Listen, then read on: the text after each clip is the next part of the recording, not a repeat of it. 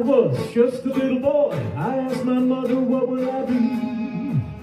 Oh, will I be happy? Will I be rich? And this is what she said to me. She said, que sera, sera. Whatever will be, will be. Future's not ours to see. No, no, no.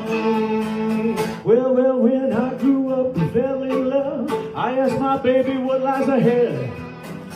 Oh, will there be sunshine day after day? And this is what my baby said.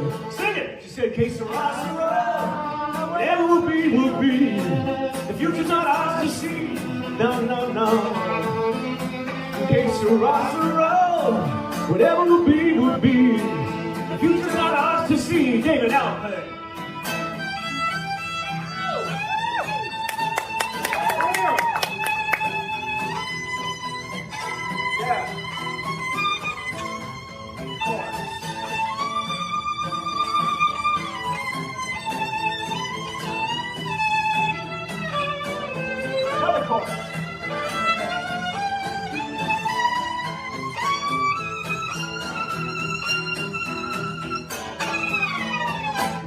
Now I have children of my own. They ask their mother, what will I be? They say, will I be handsome? Will I be rich? Will I get to go to the camp in Peachtree City? I tell them tenderly, que sera, sera. Whatever will be. The future's not ours to see. Que sera, sera. Whatever will be, will be.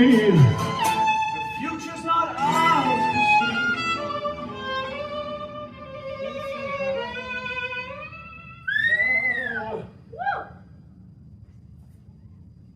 Que sera, sera.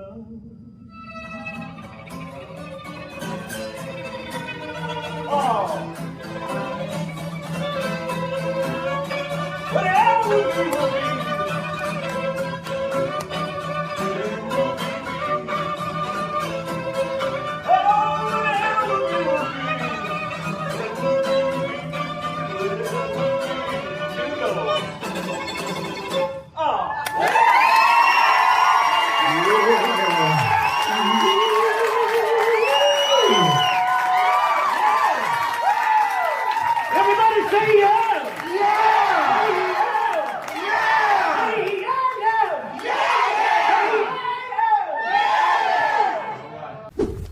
Okay, ding dongs. If you don't subscribe to Jeremy Ice and Fire, you're gonna spend a night in the box. And a night in the box I would absolutely welcome at this point if it gets me that much closer to a From Season 4 teaser. But welcome one, welcome all. Here we are diving into all things from Season 4 on a very, very special day when not only did we get our first look at some interesting looks at Season 4, but an official wrap party video has been put out. That is right. The cast has officially confirmed that filming has wrapped. Even though it's been wrapped for a few days already, MGM are at least finally coming out and announcing the wrapping of filming, which can only mean a teaser trailer is next. Ladies and gentlemen, we will probably be getting our teaser trailer for From Season 4, I'm guessing within the next 2 weeks. You heard it here. Within the next 2 weeks, we are going to be getting a From teaser. Not a full-on trailer. I don't think we'll get that for a few months. But I do think we'll get something similar to how they released the Season 3 teaser. Just that quick little 30-second shot of Boyd handcuffed to the beam inside the barn where we just see him screaming while we can hear somebody getting maimed in the background.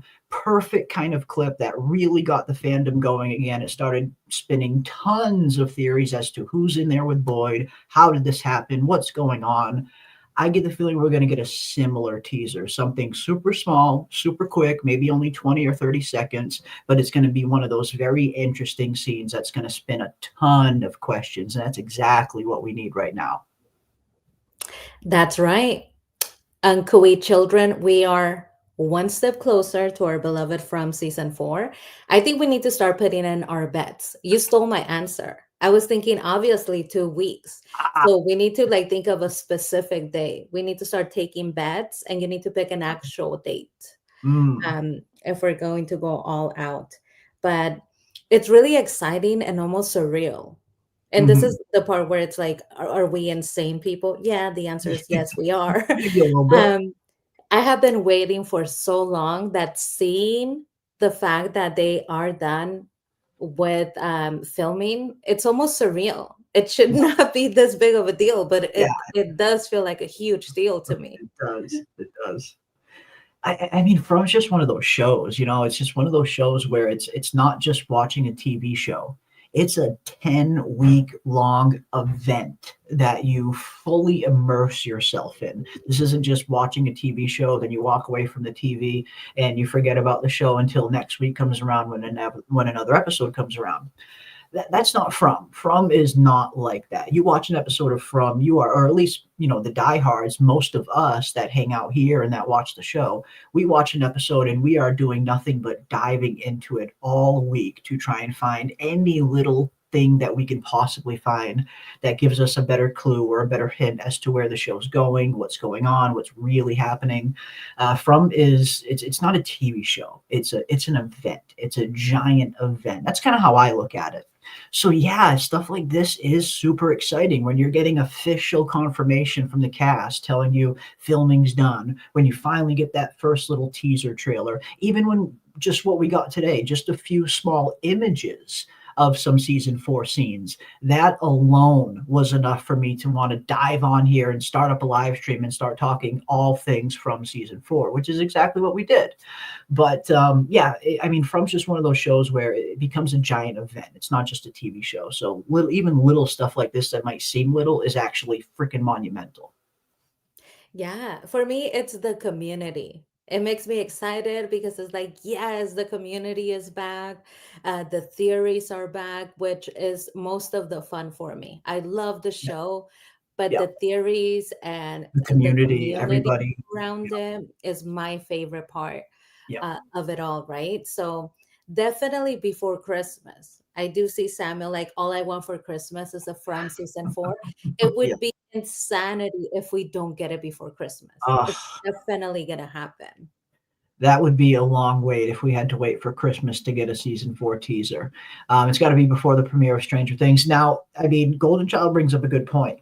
If MGM was like really thinking strategically, then yes, you would want to get your first teaser out before Stranger Things airs. Like you just would. Is that likely with Stranger Things being just around the corner? I don't know. But just from a pure marketing standpoint, yeah, that would be a good strategy to get it out just before Stranger Things airs. Kind of try to, ride a little bit of their momentum into building your own.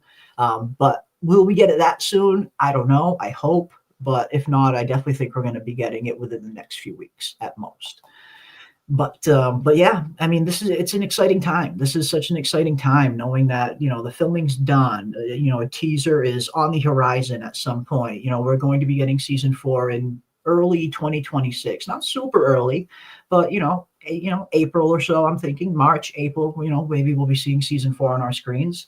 So it's coming. It's getting closer and closer now to From season 4 finally being here. But when I think of From, I don't think of just the show. I think about all of these moments too. I look forward to these moments, not almost as much as I look forward to when the show's actually here. Getting that first teaser trailer, getting that confirmation from MGM that they're done. Like all of these little things are super exciting because the show of From has just kind of cultivated that this is a giant event atmosphere, not just a show atmosphere. So yeah, I get super excited even when we're getting, what might be little stuff like this to other people that aren't huge into the show like we are. But we got some interesting stuff to look at, some interesting looks at some stills from some season 4 scenes, which we're going to take a look at. We got our first look at Randall. which was pretty interesting. Our first look at what Randall's scar really looks like now that it's kind of healed up a little bit and he's all stitched up. I got to say, they did a really good job with Randall, considering half of his face was hanging off like a freaking flap behind a tire last season. To see that he's kind of only got like this itty bitty scar. Kudos to Christy and Marielle, because they handled that wound very good, considering how good Randall looks. Unless that is an indication that there is a time jump coming. Some people have been there has been a rumor going around that season 4 is going to have some kind of time jump at some point. I don't know if that's the case. I haven't heard anything, from any sources definitive that point to that, but you never know what the show could do. But who knows? Maybe that could explain why the cut is healed so well. We're going to take a look at that. We got a nice, interesting look at Boyd and some other interesting things that Ricky He and some of the other actors of From have posted recently. And that's another thing that's good with filming wrapping. Now we're going to start getting a lot of stuff like this. Some of the stuff from the cast and crew, some of the stuff that they took photos of during filming, some shots from the set. Now's the time where you're going to see the cast start leaking and start posting a ton of this stuff that they couldn't post while they were filming. So I imagine we're going to just continue to get more and more and more From season 4 related content over the next few weeks until we get our first teaser. But it's an exciting time. It feels like it's truly the beginning of From season right now. Yeah, and you know what? It could go either way. I totally see why people would say we need a time jump because Yeah, of yeah. Randall's scar. The children are Ethan, older. yeah, It's gonna be noticeable. Both of yeah, them, the boy in white and Ethan. yeah, I mean, even Julie. yeah, They're gonna look different. So it's I think normal to assume that a time jump would fix it. However, I don't know. I think maybe not. Because thinking about it, From is the type of place where if you are injured magically within a day or two, you're all better.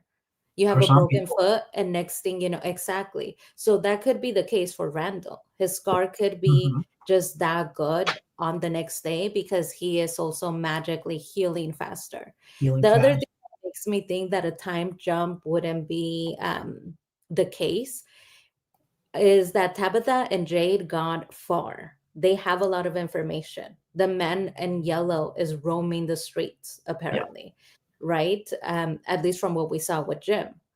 I don't think that he would just let them chill for a while, like for months, without Mhm.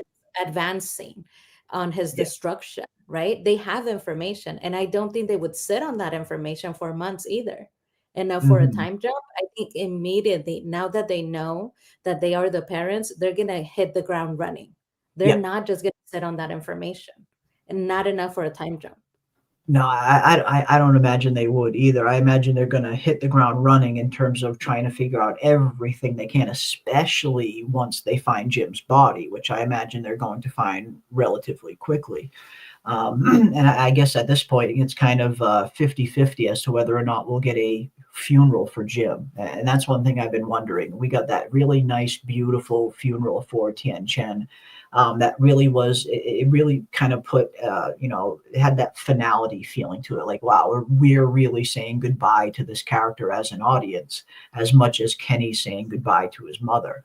So I wonder if we're going to get a moment like that for Jim, if we're going to get, like a nice proper funeral scene ceremony for Jim, like we got for Tien Chen. I feel like his character kind of warrants one, considering how main of a character he was. Because he was a main character at the end of the day. I know not everybody loved Jim. I know there are plenty of people that don't like Jim. I definitely saw some problems with him in his character, but I liked Jim as a character overall. But yeah, I think it's going to be interesting to see if we get something similar that Tien Chen got for Jim. But I don't know. I don't know where they're going to do. I think we're going to get more Jim. I know some people think Jim's not dead, and who knows, maybe he's not. But I definitely get the feeling he is dead. but I think we're going to see more of him, probably similar to how we see Father Kotri and Tom popping up every once in a while. But in terms of the time jump, as you mentioned, yeah, I mean, I just feel like there's really not a need for one at this point. If you've been watching From long enough, or if you're just coming into the show, either or, I feel like you get to the point where you kind of just have to suspend disbelief for certain things. And Ethan getting super older, that's one of those things that you kind of just have to suspend disbelief. It's like, we know that he's a real human kid that's going to fucking grow, but we know within the confines of the show, he's still the same age. So while it looks weird, him getting older super fast, for me, it's kind of one of those things where I kind of just suspend my disbelief. I know that this is supposed to be Ethan. He's supposed to be the youngest son of Tabitha, and I kind of just play it like that. How big he's getting doesn't really affect me as much as it used to. I can kind of suspend disbelief with things like that. But I totally understand. I mean, it does kind of stick out a little bit when you see how big he's gotten, how fast. I get it. But I don't feel like the show needs a time jump. And as you've mentioned, there's so many things that happen at the end of season 3 that need addressing immediately, like immediately. There's so many things that they need to pick right up, right where they left off. So I really hope we don't get a time jump. That's my hope. I hope we do not get a time jump. I hope we stay right where we are, and season 4 picks up relatively close to right where season 3 left off. Like, ideally, I would love for season 4 to start with them like finding Jim's body. That could be the perfect opening scene for season 4, with Tabitha and Jade stumbling upon Jim's body. Or the scene starts where Tabitha and Jade are screaming, Jim, Jim. They're looking for him in the woods, and then boom, all of a sudden they find his body near the RV. That would be a perfect start to the 4th season. So hopefully no time jump. Yeah, I mean, we're getting to the main course here. We had all of our appetizers. We had our Yeah. cocktail hour. We Yep. need every single bit of information and of them showing us when they find the body, when they bury him, how they Yep. bury him, right? Yep. The storyline, to me, it sort of seems like now we begin the journey of trying to figure out if the children can be saved so that the curse could be reversed. Like now we're doing the work now, right? But when it comes to the children, and this is a question for the chat and for you, I Mhm. know that we see it all the time. There's a little bit of a complaint of how the children are so old, and they're going to be too old and it's not going to make sense. And I totally understand that children grow. But what would you rather? Would you rather that it doesn't match up mentally, that you see that Ethan was little and now season 4 he's like really tall and he's obviously older, and for you to suspend your disbelief even though it doesn't match up and it takes you out of it because it's a little bit unrealistic and it doesn't have continuity? Or would you rather they recast Ethan? Because for me, Mhm. what would be more shocking is if we began season 4 or 5 and it's a whole nother child. I don't like Mm. recasting children. So Yeah. that's why I'm willing to work with them. It's like, yeah, Ethan is older. I'll pretend he's 5 years old. Fine, he's 5. I don't care. Just keep Ethan, keep the boy in white. I've grown attached to them. I don't want new children for the show. Mhm. Yeah, Oh, and the I'm with Ankui you. children. Oh my goodness. I feel like we focus so much on Ethan and the boy in white that we Mhm. forget that the actors that played the Ankui children, they're also gonna look They're different. gonna get a little older So too. are they gonna recast them? Because I think so. they're also gonna look different. Mhm. I think they will recast the Ankui children, just based on the fact I think they already did. I think some of the Ankui children we got in season 2 weren't all the same actors that played them in season 3. Like the Ankui child, the one that we all think is Jade and Tabitha's original daughter, she wasn't there in season 2. That actress was not there in season 2. So I think they can get away with it a little bit easier with the Ankui children because they're all kind of undead and ghastly, and they all kind of, I feel like they can get away with it a little easier with recasting Ankui children to make them look the same age. But yeah, with something like Ethan, yeah, I would not want to see a recasting. I 100% agree with you. I'm not a big fan of recasting children just because they age out of the role. I'm okay with suspending my disbelief for a few seasons while they finish this story out. I'm totally fine doing that. I would prefer that to getting a whole new actor and having to get used to a whole new actor playing Ethan after we've seen him play it for 3 seasons now. So yeah, hopefully we don't get a recast. Yeah, and I mean, we have seen him on set, so I think it's safe to assume that they did not Yeah, recast Ethan. We're gonna keep and I don't think our they will either for season 5. when it comes to the Ankui children, I think it's a misfortune. I understand that they could get away with it because they Yeah. could use Mhm. prosthetics, make them look similar. Yeah. We pay such attention to detail. The Mhm. community, the We From do, which community is the only pays reason why I noticed the different actors from season 2 to 3 because we study them so well. That's a good point. we pay such attention to detail that you changing their little girl to another character, we're gonna notice. We're gonna We're gonna notice. know We're gonna be like, that is not their daughter, and we're that gonna it's create not a the theory. same kid. Not only are we gonna notice, but we're gonna start theorizing the child change because, right? We use any tiny little detail, so they can't just do this. They can't spring Mhm. up a new daughter for them. Yeah. It's not fair. No, it's not right. It's not right. We will notice. You're absolutely right about that. The fandom will see. So yeah, they got to keep the main Ankui child, the main Ankui child. But and yeah, and if they were to recast some of the background ones, I feel like that would be a little less noticeable. But we're going to notice that. We will notice if that's not the same actress playing that undead Ankui child, the one that we think is Tabitha and Jade's, and Tabitha and Jade's, yeah. But yeah, I mean, it's just exciting. It's exciting knowing that we're getting closer and closer now to not only the season getting here, but again, I definitely think we're going to get a nice teaser probably within the next few weeks at most. But we also got this today, and this was a very interesting little rap video, as it were, of the cast, just officially, the cast and MGM officially letting the fandom know that filming is completed, which we've known for a few days now, but it's nice to get that official word nonetheless, straight from the horse's mouth itself, or MGM's mouth itself, as you will. And during this, we see some very interesting things because some of the actors are still in costume from some of the scenes that they have filmed when they were filming this rap video.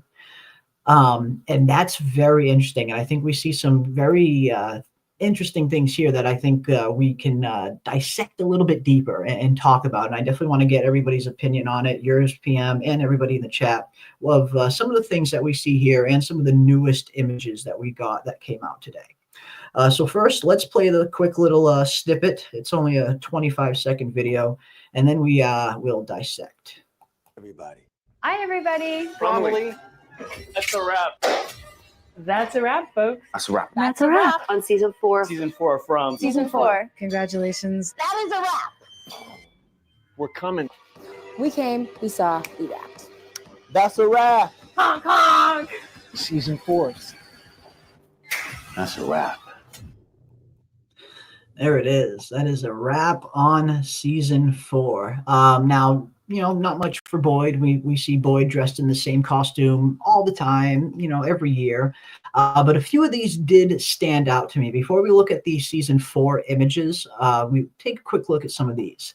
Now, the first one that jumped out for me, of course, is Kenny with the 2 machetes. This got me so intrigued, and I'm really hoping, and it looks a lot like these are props from the show. Are we about to see Kenny go full on machete against monsters in season 4?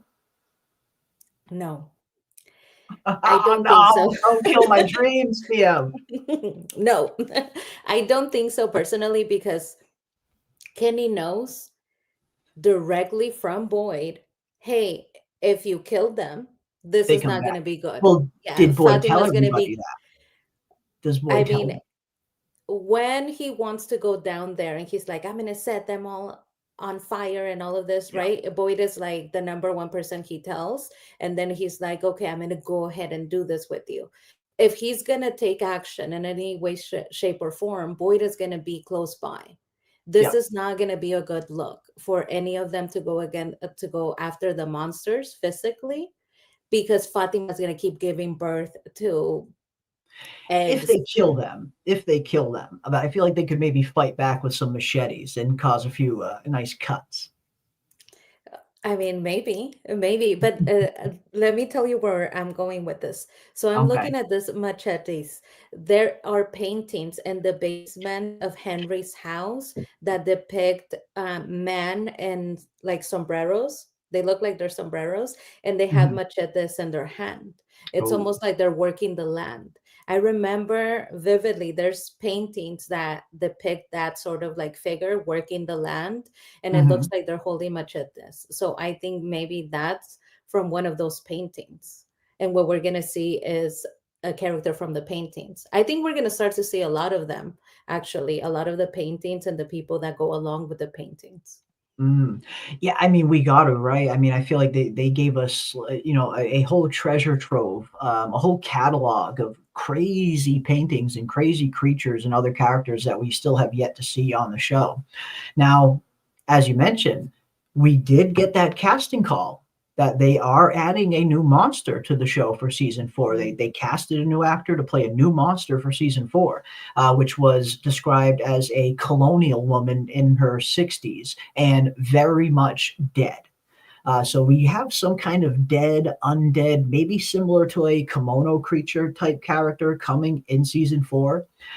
So that's a very interesting idea that we maybe are going to see some more of these paintings come to life and get depicted on the show. I have to imagine we're going to see some of them. Maybe not every single painting in that basement is going to be a character on the show, but there's definitely going to be some I think that we will see. I mean, the man in yellow was the clear blueprint for that. We see him downstairs, then boom, he shows up at the end of season 3.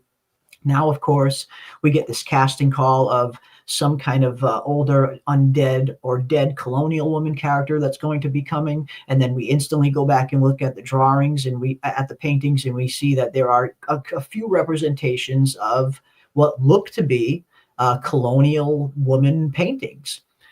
So it's looking like this colonial woman, this new monster that got cast, is most likely going to be straight out of one of those paintings. But no, that's interesting that that the machetes aren't Kenny's, that there may be some other characters, and he just maybe got his hands on them. I He wouldn't mind does seeing that. Kenny.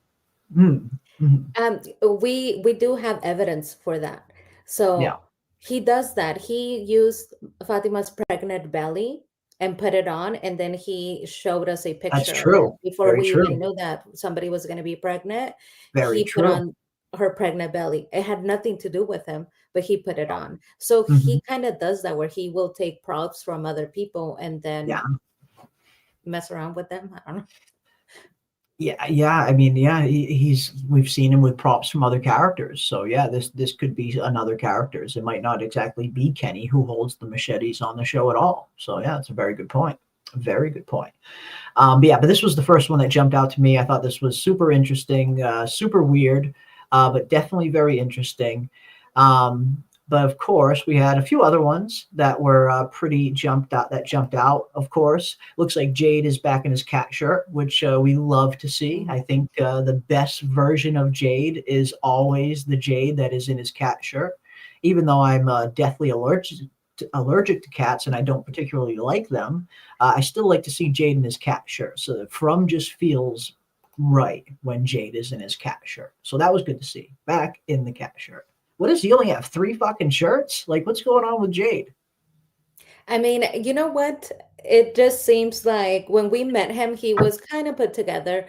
And as he started to descend into this Yes. madness, you don't think about changing your shirt. No. He His hair, liked the cat his shirt. beard. Yeah. He kind of keeps it. But we Yeah. are able to see, I feel like we skipped over Boyd, but now that we have Jade, we're able to see it in Jade too.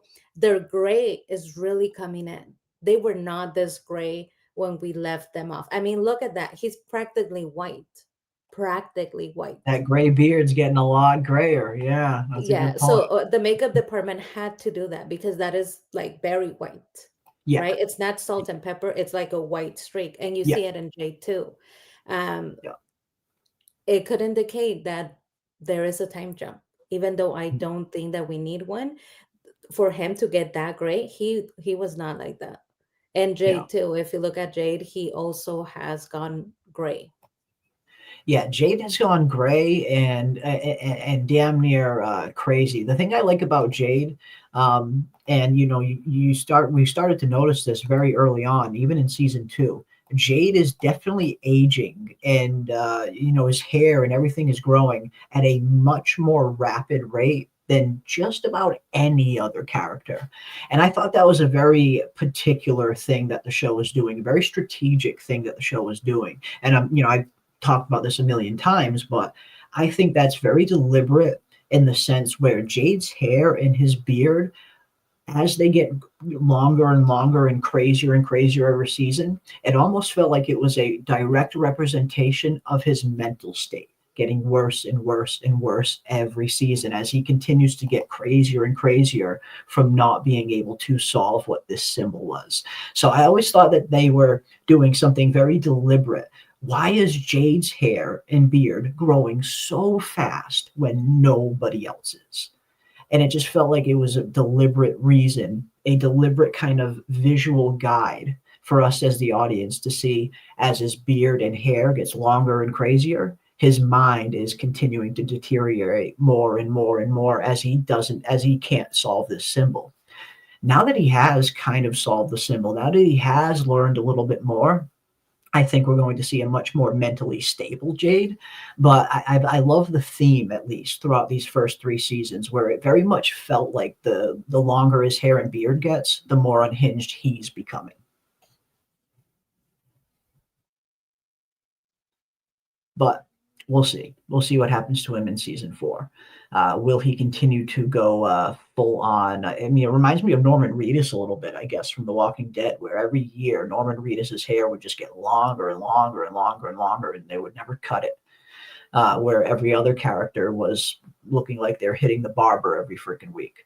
But we shall see. Will Jade continue to look more and more disheveled, and will that kind of continue to reflect his mental state there? We shall find out. Victor doesn't look like he's in costume during it. He looks like he's just in regular plain clothes when he's doing his rap speech. So not much there. Let's see, we got Randall. Randall, it looks like he's still in his costume, and he's got a nice big old tear in his coat. But not much there. Looks like his scar isn't there, so he's been done filming. But we do have another shot of Randall in season 4, which looks pretty interesting. This was another interesting one. Christy, and I highly doubt this is her home clothes. So this very much looks like at some point Christy starts wearing the mechanic outfit. This is new. We've never seen Christy wear this mechanic outfit as far as I could tell. So at some point, it looks like Christy's going to start rocking the mechanic outfit there. Can we zoom into the label on that I was mechanic outfit? trying to. It's really hard to make out because it's a crappy X video that doesn't have great resolution. So I couldn't quite get a good shot of it. Yeah. It'd be interesting to see if it's similar to the Monsters mechanics. That's what I wanted to see. I wanted to see. It looks similar. It looks pretty similar. The color is very similar to the Monsters one. Her hair. Let's look at the hair. The hair. I mean, how are we not looking at the hair when the hair was a major thing? Well, people have noticed the hair is getting a little better. It is. The hair is getting a little bit better. There's another shot that shows it even better, where you can see a little better shot of her hair, where it looks like it's getting a little bit better, but it's still Christy's hair. But yeah, well, I don't know. The mechanic suit is very interesting. Why she would be wearing that, I don't know. Yeah, she got rid of the wolf cut. Rid of the wolf cut. But I guess we'll find out. I feel like what's problematic with it is that it looks too pristine. I mean, look at the folded shirt side. it's too pristine. It Yeah. has been ironed and it's like perfectly in shape. Yeah. So when you're going through the hand-me-downs and whatever has been left over from other residents, the clothes usually looks worn. It Yeah. looks like clothes that has been handed down, but this looks pristine. That's the only problem that I'm having with seeing her in this outfit and thinking that she just decided to use it. I don't, Mhm. it's not making sense. I mean, maybe it was laundry day. I mean, I don't know. It's laundry day, so I got to throw on the old mechanic fucking suit while I clean the rest of my clothes. I don't know. It's very strange to see her in the mechanic suit, and hopefully we'll see why exactly she puts this on. What reason? Um, who knows? Who knows? But that one definitely jumped at me as well. Yeah, maybe the new character is good at doing hair, unlike Marielle. Maybe, maybe. Maybe. Jeremy in fourth season of Daryl Dixon, his hair is cut. Is it? No shit. They finally cut his hair. Oh my God. It's been a long time coming. I'm not 100% caught up on Daryl Dixon. I do plan on catching up on the rest of it, but that is great news. Real cinema therapy. I'm glad that they finally cut his hair. I imagine Norman Reedus, it must be a relief for him as well to finally, have his hair short again. But that's great. I mean, I don't know why they kept his hair so freaking long. I feel like he looks like a much better character with short hair, but that's interesting. Yeah, I got to catch up on Daryl Dixon for sure. Got to catch up. Yeah, Christine's hair looks better. Yeah, again, a lot of people have been commenting that that Christy's hair does look a little bit better. So I guess some people are liking the new hair. And we do get an interesting look, another look at Christie's hair, and some people were also saying the same thing here. Here's another look. This was the first shot I saw of Jade back in the cat suit. That he's going to be bringing back his cat shirt, and a lot of people were looking at Christie's hair here and saying, "Oh, it looks a little bit better." And again, it does looks a little bit better. Looks a little bit better. She's got a little ways to go, but looks a little bit better. Is that the mechanic outfit that she's wearing, but it's just open? It's unbuttoned, you think? This Because looks it looks like it it has looks the same folds on the side. it looks like the same folds on the side, but it looks like a bit of a different color. This looks very, unless it's just the camera and there's certain filters, maybe. This looks very navy blue, where the other one looked kind of gray. But then again, it could just be the camera. I mean, we don't see this on her other one, do we? But it could just be that the fold is over it, maybe. Yeah, they look very similar, but I think they might be different. Let's go back and check. But I'm liking the hair. I think it definitely grew out and they're trying to like put it half up, half down. The bangs are, banging. She looks better. I mean, it's even giving more likable. I think one of the reasons that made her so unlikable was the hair. And you don't realize that, right? How much hair can change a character. It Oh could yeah. make them unlikable. It Oh could yeah. make them annoying, or it could soften up their image, right? We could Yeah. react more in a more pleasant way if they are better looking. So Yeah. even with this haircut, she's saying nothing, doing nothing, but I already kind of like her a little bit more than I did last episode. Me too. It's a better vibe, right? Like she's just got a better vibe coming off of her now that her hair is kind of growing back. And and poor Chloe. I mean, the actress who plays Chloe is, she seems great. But yeah, I can only imagine what it must be like dealing with all of these hair comments over the last, 2-3 years, because everybody talks about it. Apparently, it's not just us. Everybody noticed the freaking hair. But yeah, a little bit better. Little bit better. Let's see what else we got here. Yeah, another one. Yeah, hair looks a little bit better. Yeah, absolutely. Yeah. Honk, honk, honk is code for car horn mechanic. Yeah. What is up with the mechanic? Where's Ellis? Yes. Christy went to the real world. It says Big Heck Entertainment. Ooh, interesting. That's an interesting theory. I mean, we know it's possible at the very least. We know it's physically possible for individuals to go to the real world and to come back to Fromville. We saw it happen with Tabitha. Could it happen with Christy? I don't know. I mean, I wouldn't expect it. I wouldn't expect something like that to happen with Christy's character. Like, her storyline doesn't seem to be going into those kind of directions. She seems to be more town and from town focus where her story is going.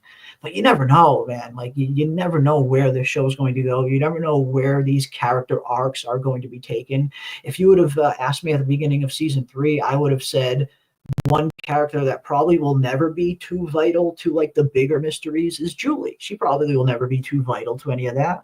And then boom, now heading into season 4, Julie is one of the most vital characters in terms of learning more about the past and the story walking. So this show can really change on a dime, but these characters can also change on a dime, as we've seen. So you really never know. Something as outlandish as Christy going back to the real world could potentially actually be happening. You never know.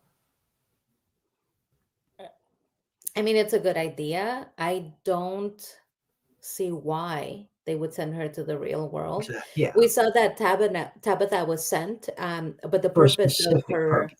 exactly was Henry, right? There was specific purpose, and also Tabitha is one of the main characters because she is the parent. She is the mother of the Ankui children, so she needed to make that journey. For Christy, I'm not saying that for Christy, but who knows? I mean, it really could be anything. I am looking at Mariel's hair, and I do see some time has gone by and they have kept true to that. She used Yeah. to have 2 blonde streaks that went over her face, framing her face. They were very blonde and they were perfectly done. And now we see that they've grown out. So we do see that some time Ah. has gone by. Her blonde starts here, so her roots have grown out and her hair is longer. So there is indication of some time going by. How much time? We don't know, but some time. Yeah, maybe. Yeah, maybe sometime. Yeah, absolutely. Where's Ellis? I don't know if we see Ellis in any of these new photos. Not on set or anything like that, at least. We got this one shot of Ellis and Julie on some kind of sidewalk, but that doesn't exactly look like it's even filming related. Someone was asking where's Sarah. We do have our first look at Sarah in season 4, and we have our first look at Elgin. And his hand all wrapped up after getting smashed in by Boyd's hammer.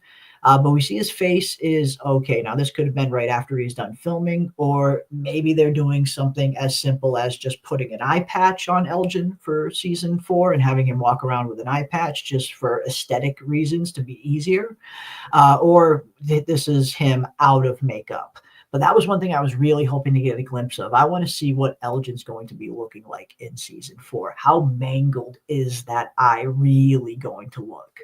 I really hope it's not just as simple as them just having him wear an eye patch. Like, give us a little more than that.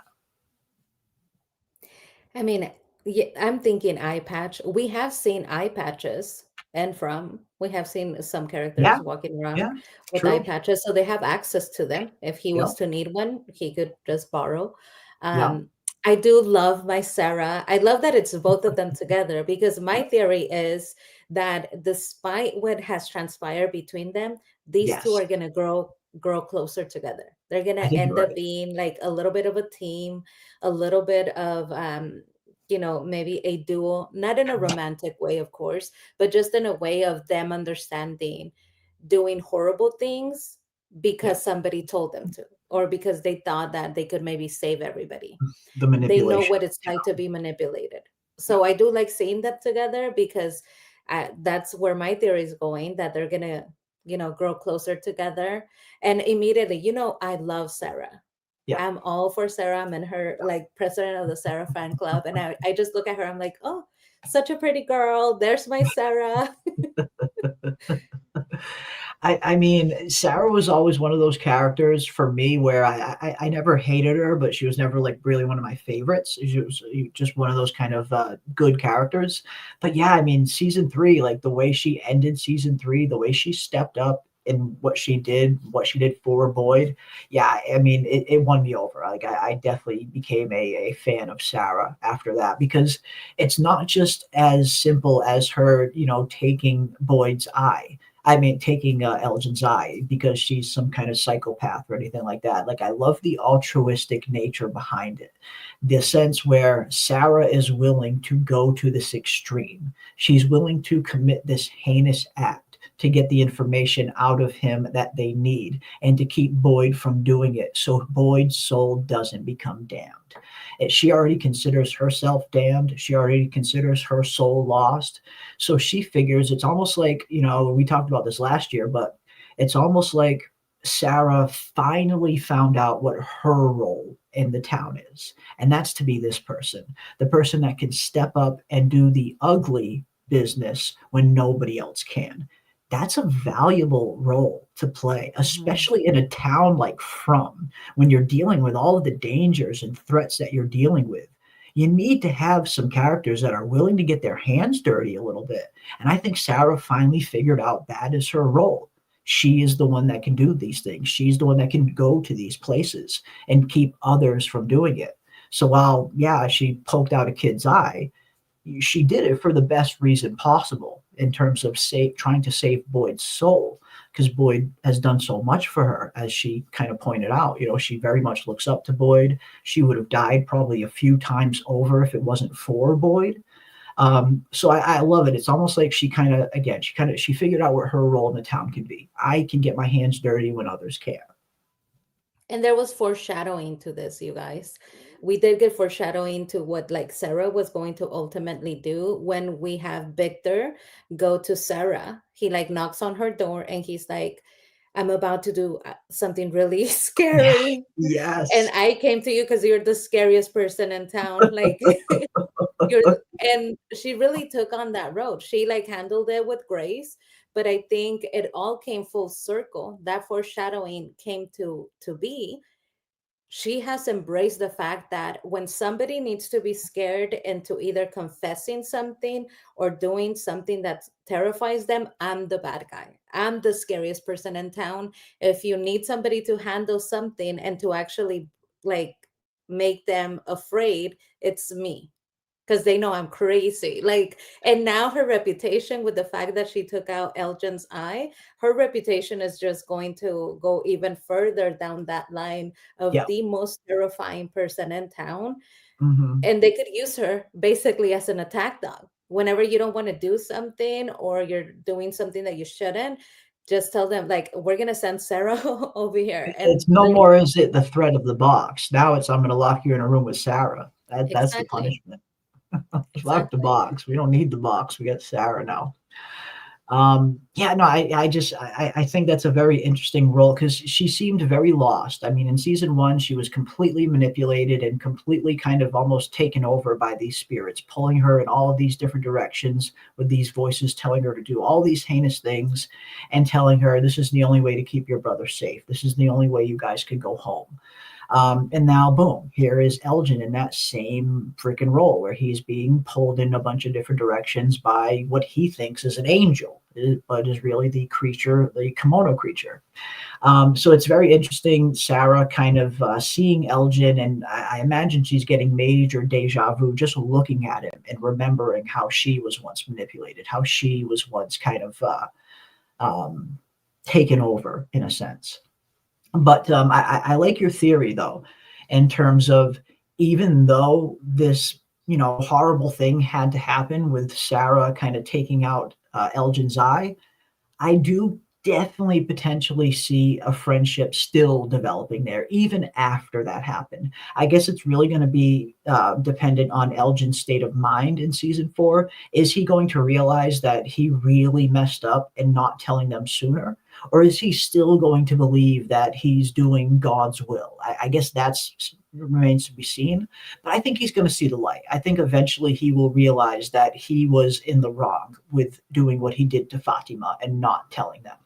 And maybe he'll come to realize that him and Sarah have way more in common than he does with anyone else. Because I imagine he's going to become the outcast now. The whole town's going to know that he kidnapped Fatima, what he did. And everybody loved Fatima. So I have to imagine he might potentially become that kind of same outcast like character that Sarah was in seasons 1 and 2. So yeah, in terms of your theory, I think it's very possible that Sarah and Elgin could still very much become very close friends, where they are kind of kindred spirits in a sense, where they have both been the victim of this place's manipulation, and they both paid the price for it. Yeah, I mean, I think that we have evidence to point us in the direction that Elgin is going to realize that he was played, I think because so. the Yeah. spirits don't just manipulate you and then go away.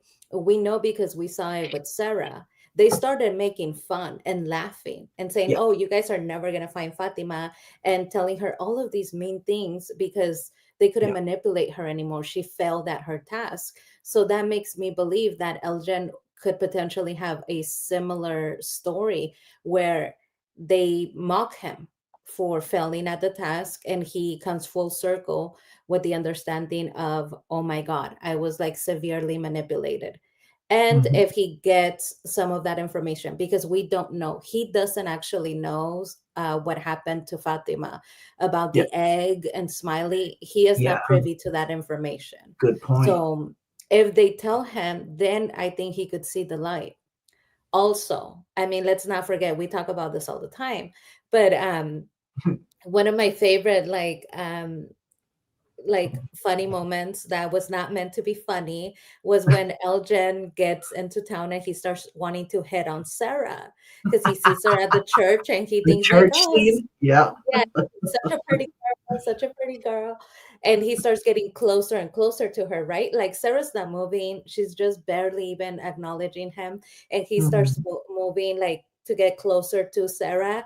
Yeah. And of course, right, he's trying to woo her by saying, "Oh, me and my grandmother used to knit owls." And like all the stories about him and his grandma to try to appeal to Sarah and her nature. Yeah. And when she tells him, you know, like, you're gonna find out anyway, like, I killed my brother. And Yeah. he immediately, what I love is that he doesn't excuse himself. He doesn't say, like, well, I'll Doesn't see you. say anything. Yeah. Nothing. He just gets up and walks away. It's like you didn't even say, like, oh, it was so nice to talk to you, Sarah. I'll see you around Yeah. town. Nothing. He No. just gets up and like immediately leaves. Yeah. I So gotta we go. know that at least for him, Mhm. there is some attraction there. He was Mhm. drawn to Sarah in one way or another. And now, I mean, think about it. And you, chat, answer the question. Elgin, I know that he meant well, but would you want to be around Elgin? Would you want to befriend Elgin? I Mm. wouldn't.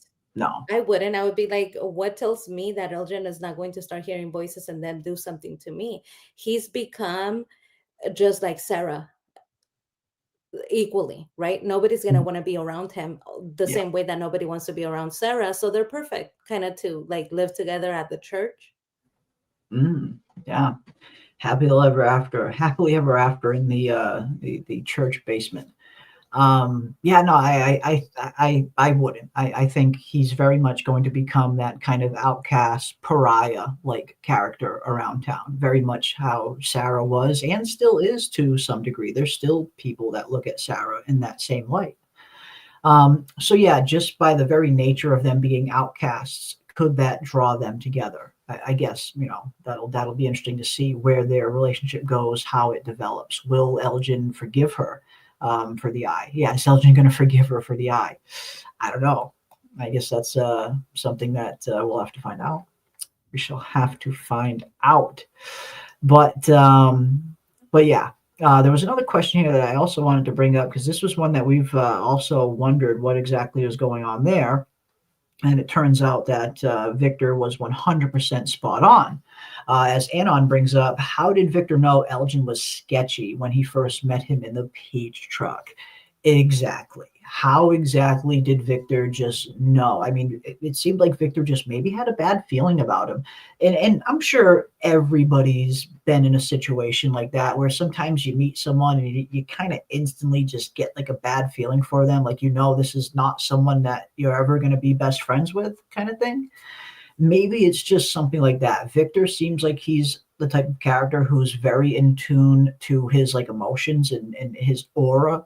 And I get the feeling that whether or not Victor likes someone or not is very heavily predicated on what kind of feeling he gets from that person. Victor just seems like he's that kind of dude. He's not very, communicative. He doesn't communicate a whole lot verbally. That's the only reason that I can explain it. I think Victor just probably got a really bad feeling about Elgin when he first met him. Like, I don't know, I just got a bad feeling about that one. Or who knows, maybe there's something a little bit deeper there. Maybe there's a more specific reason as to why Victor felt that way. But I kind of just took it as, I just get a bad feeling about that one. Well, Anon, I tend to go towards the timeline theory. I know now that we are not looking at the original timeline, and so does everybody else. Because in the finale, we saw that Julie comes in and she tries to save her father by saying, I think this is when it happens. Of course, she fails. But what that lets us know is that we haven't been observing the original timeline.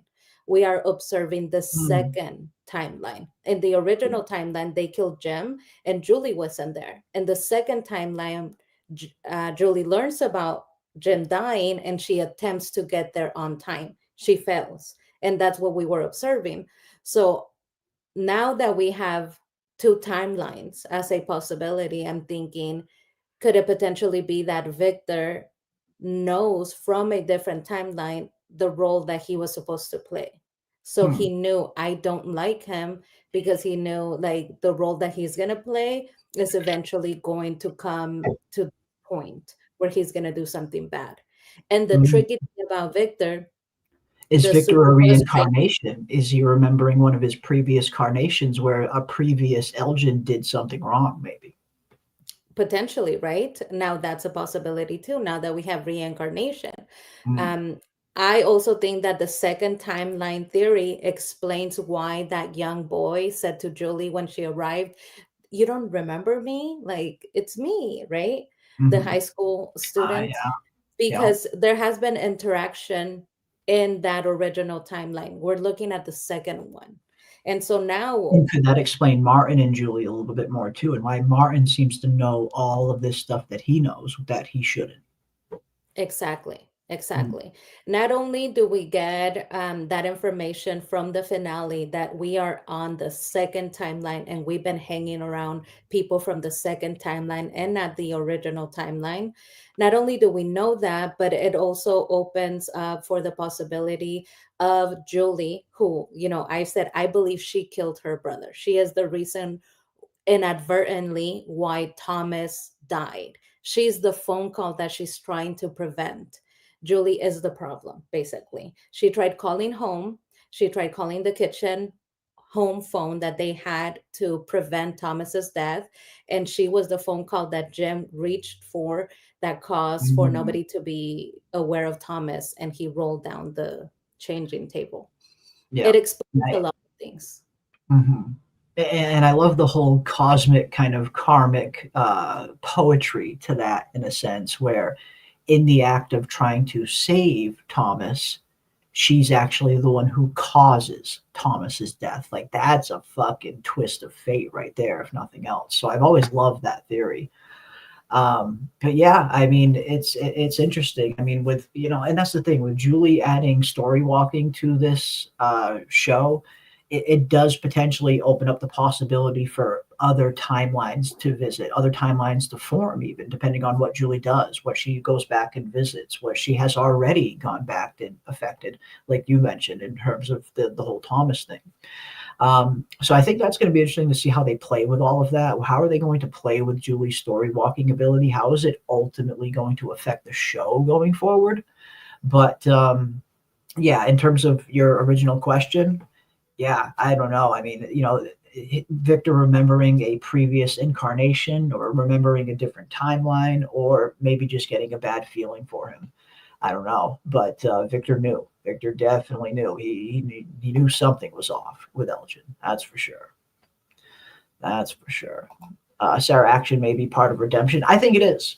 I think Sarah, I mean, it might not look like that on the surface, but yeah, I think one could make a little bit of an argument that Sarah taking Elgin's eye was part of her redemption arc, was part of her kind of contributing and trying to do the right thing. It might have been violent. It might have been, unfortunate for Elgin.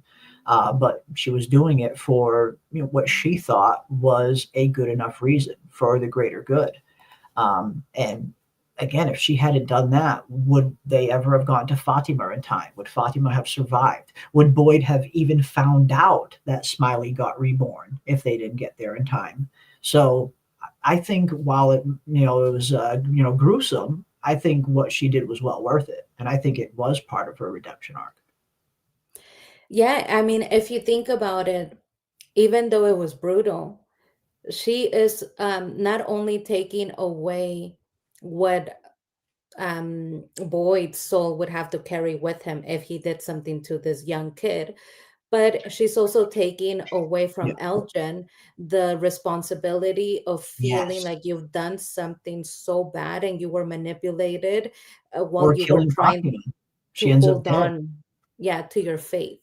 You know? Now it's like, you know what, Elgin, blame it on me that you didn't accomplish that. But Yeah. also thank me that you don't have to hate yourself and you don't have to think twice about your religion and you don't have to think twice about your actions because I prevented you from carrying out this plan.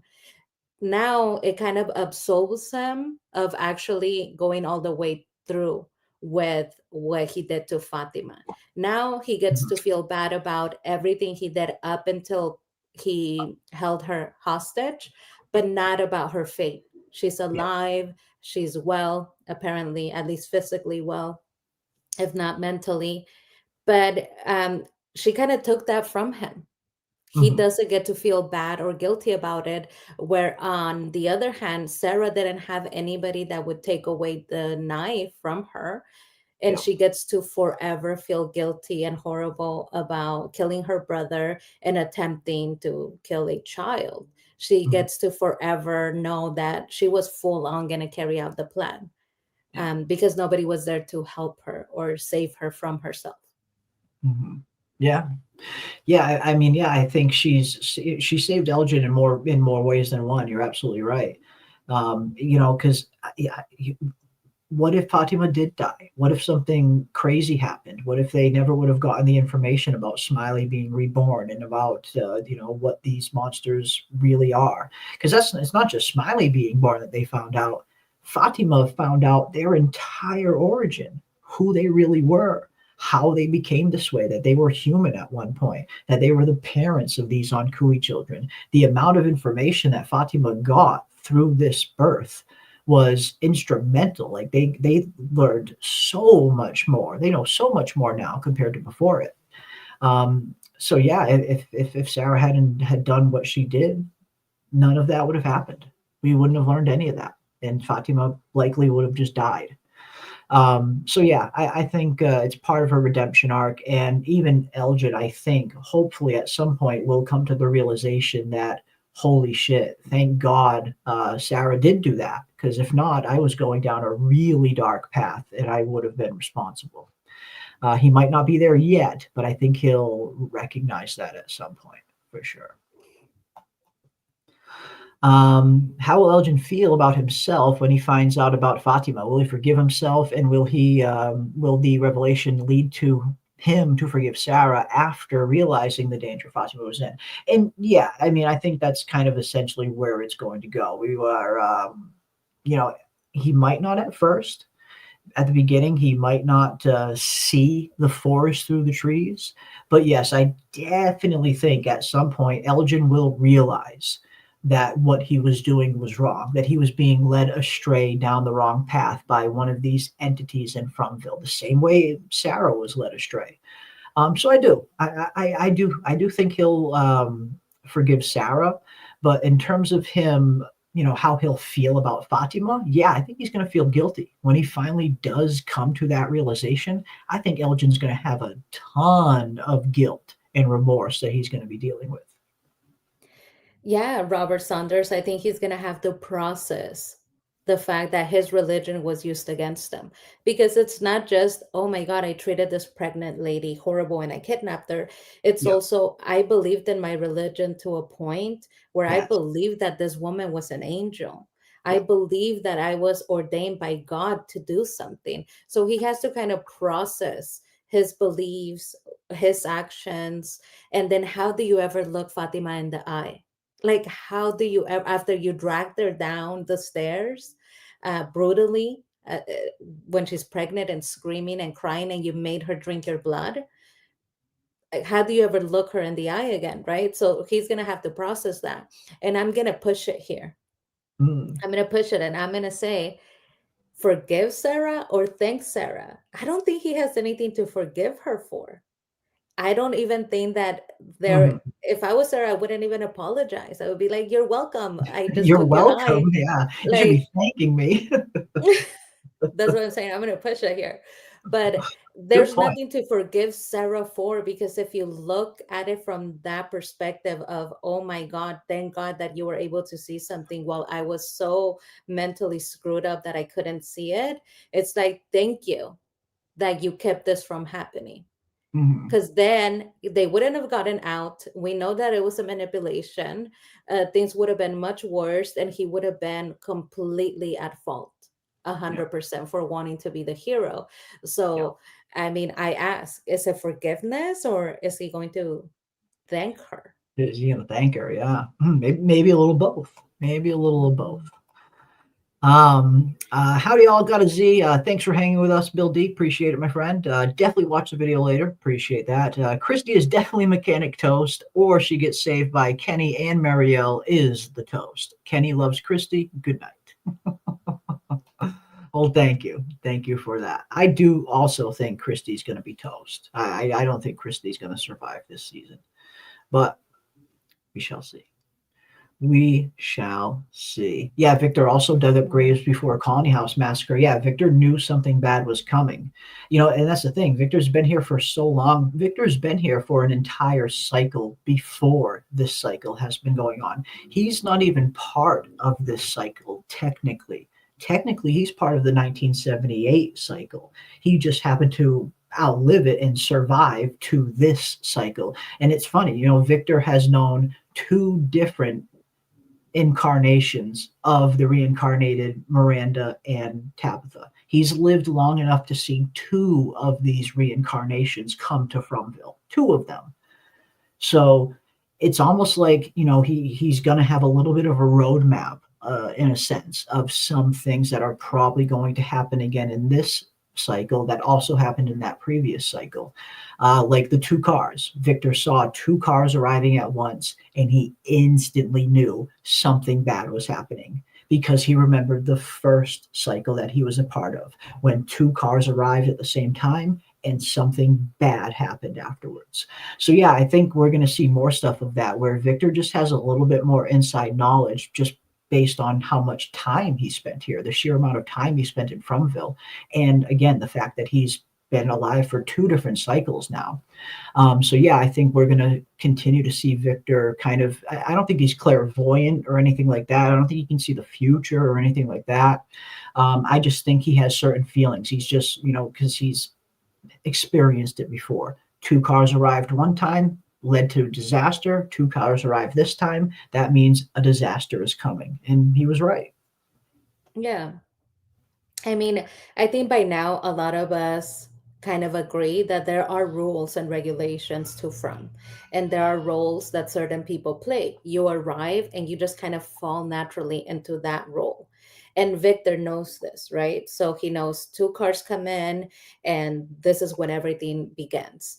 And he probably already knows about the pre-established roles. So he knows Yeah. there has to be a Judas sort of figure, if you will. Yeah. Yeah. So he had to know, okay, we always get a Judas figure, somebody who betrays us, somebody who attempts to save us and says that they are all in and seems very nice, but then they end up doing something horrible. And he must have known, if Sarah did this and she failed, there's going to be another. And Yep. so when Elgin came in, he knew this is the person that fits that role the best. Mhm. He basically has all of the answers. He's not going to tell us any of the answers, but he has all the answers. And to what somebody was saying in the chat, what timeline is Victor from? That's a great question, because when he tells us that he parked all of the cars in that park graveyard, he Hmm. said, these were not all of the cars that I parked. There was There were cars here cars before. here before him. Yep, exactly. Yeah. So it makes me think, is he even our original Victor? Yeah. Many questions when it comes to Victor and why he won't Yeah. speak. Yeah. No, absolutely. I mean, he's still to this day one of the more mysterious characters in terms of what does he really know? What role is he really going to play? Who is Victor really? But yeah, I mean, he, in terms of timeline, he's from our regular main timeline, but he's from the first cycle or the previous cycle at the very least. The 1978 cycle where Miranda and Christopher were the current reincarnated versions of the original parents. Now Tabitha and Jade are the reincarnated version of those original parents, and Victor has lived through all of it. And yeah, I mean, I think he's going to be incredibly vital, but like you said, he knows some things that are going to be coming. It's almost like he has a slight kind of roadmap, a slight little blueprint in which he'll know certain things might happen at a certain time because he's experienced it before. And he's been so great. I mean, the character of Victor has been just instrumental at building the lore of the show and building the history of the show. I can't imagine what the show would have looked like if he really would have got killed off in that first season. I can't even imagine where the story would have gone without a character like Victor. I don't know. Don't want to know. What is up, Xavier? Good to see you, my friend. Welcome, welcome, welcome. Good to see you. Let's see what else we got. I suspect the very fact will be brought up to Ellis, but he will not care and demand the box for Elgin. Ooh, when he finds out about Smiley, it will cause another rift with his dad. Interesting. Now, this whole Smiley debacle and Fatima and Elgin and Ellis and everything in between is going to be very interesting. Remember a long time ago, we were reading those just absolutely absurd, completely fake season 4 from leaks. And they were so ridiculous that we couldn't help but, talk about them on a stream because they were so freaking funny because they were so ridiculous. One of them, I don't remember them all, but I do remember one of them was that there is a rift that develops between Ellis and his dad because Ellis is constantly going to the caves to try and find Smiley because he thinks Smiley's his son, demanding to speak to his son, Smiley. It's such a stupid, absurd leak. Definitely not true. I highly doubt that's going to be the case, but it always made me laugh. But no, I think there's going to be a very interesting kind of dynamic between Ellis and Fatima now. Ellis was preparing to be a dad. He was preparing to be a father. I think Ellis is more going to be along the lines of, I lost a son. My son's gone. I lost a son. I don't think he's going to be looking at Smiley like he's his freaking kid. I think he's going to be looking at Smiley like, you consumed my kid, and my kid's not being born because of you. But yeah, I think it's going to be interesting to see how are Ellis and Fatima going to go going forward. Is what happened to Fatima, the whole birth of Smiley, could it even potentially cause a rift between Ellis and Fatima? Could it end up impacting their relationship in a negative way? Maybe. You never know, but I think it's going to be interesting. I think Ellis is going to have the role of being one of the final kind of things that pushes Boyd over the edge by the end of the season. I don't think Ellis is going to survive. I think Ellis is going to get killed off. I'm guessing it might be in this season because they're going to continue to push Boyd. They're going to continue to try and break Boyd. And they've thrown just about everything they can at Boyd up until this point, except for one of the few things that Boyd holds super close, near and dear to him. The only thing Boyd really has left, his family, his son, Ellis, and to an extent, Kenny and Fatima as well. But that's his family. I mean, I definitely get the point that get a feeling that we are going to see at some point Ellis is going to get killed off, and we're going to see how Boyd is going to have to handle that. But I don't know. For me, the Ellis Fatima storyline, I want it to get interesting. I do. I really want it to get interesting, but it's been one of the more boring storylines for me. throughout the season, seeing this Ellis and Fatima kind of love story. It just hasn't been all too interesting. We got a really good exposition dump through Fatima in the season 3 finale, thanks to her giving birth to Smiley and tapping into his memories. I think that could add an interesting aspect to the whole Ellis and Fatima relationship.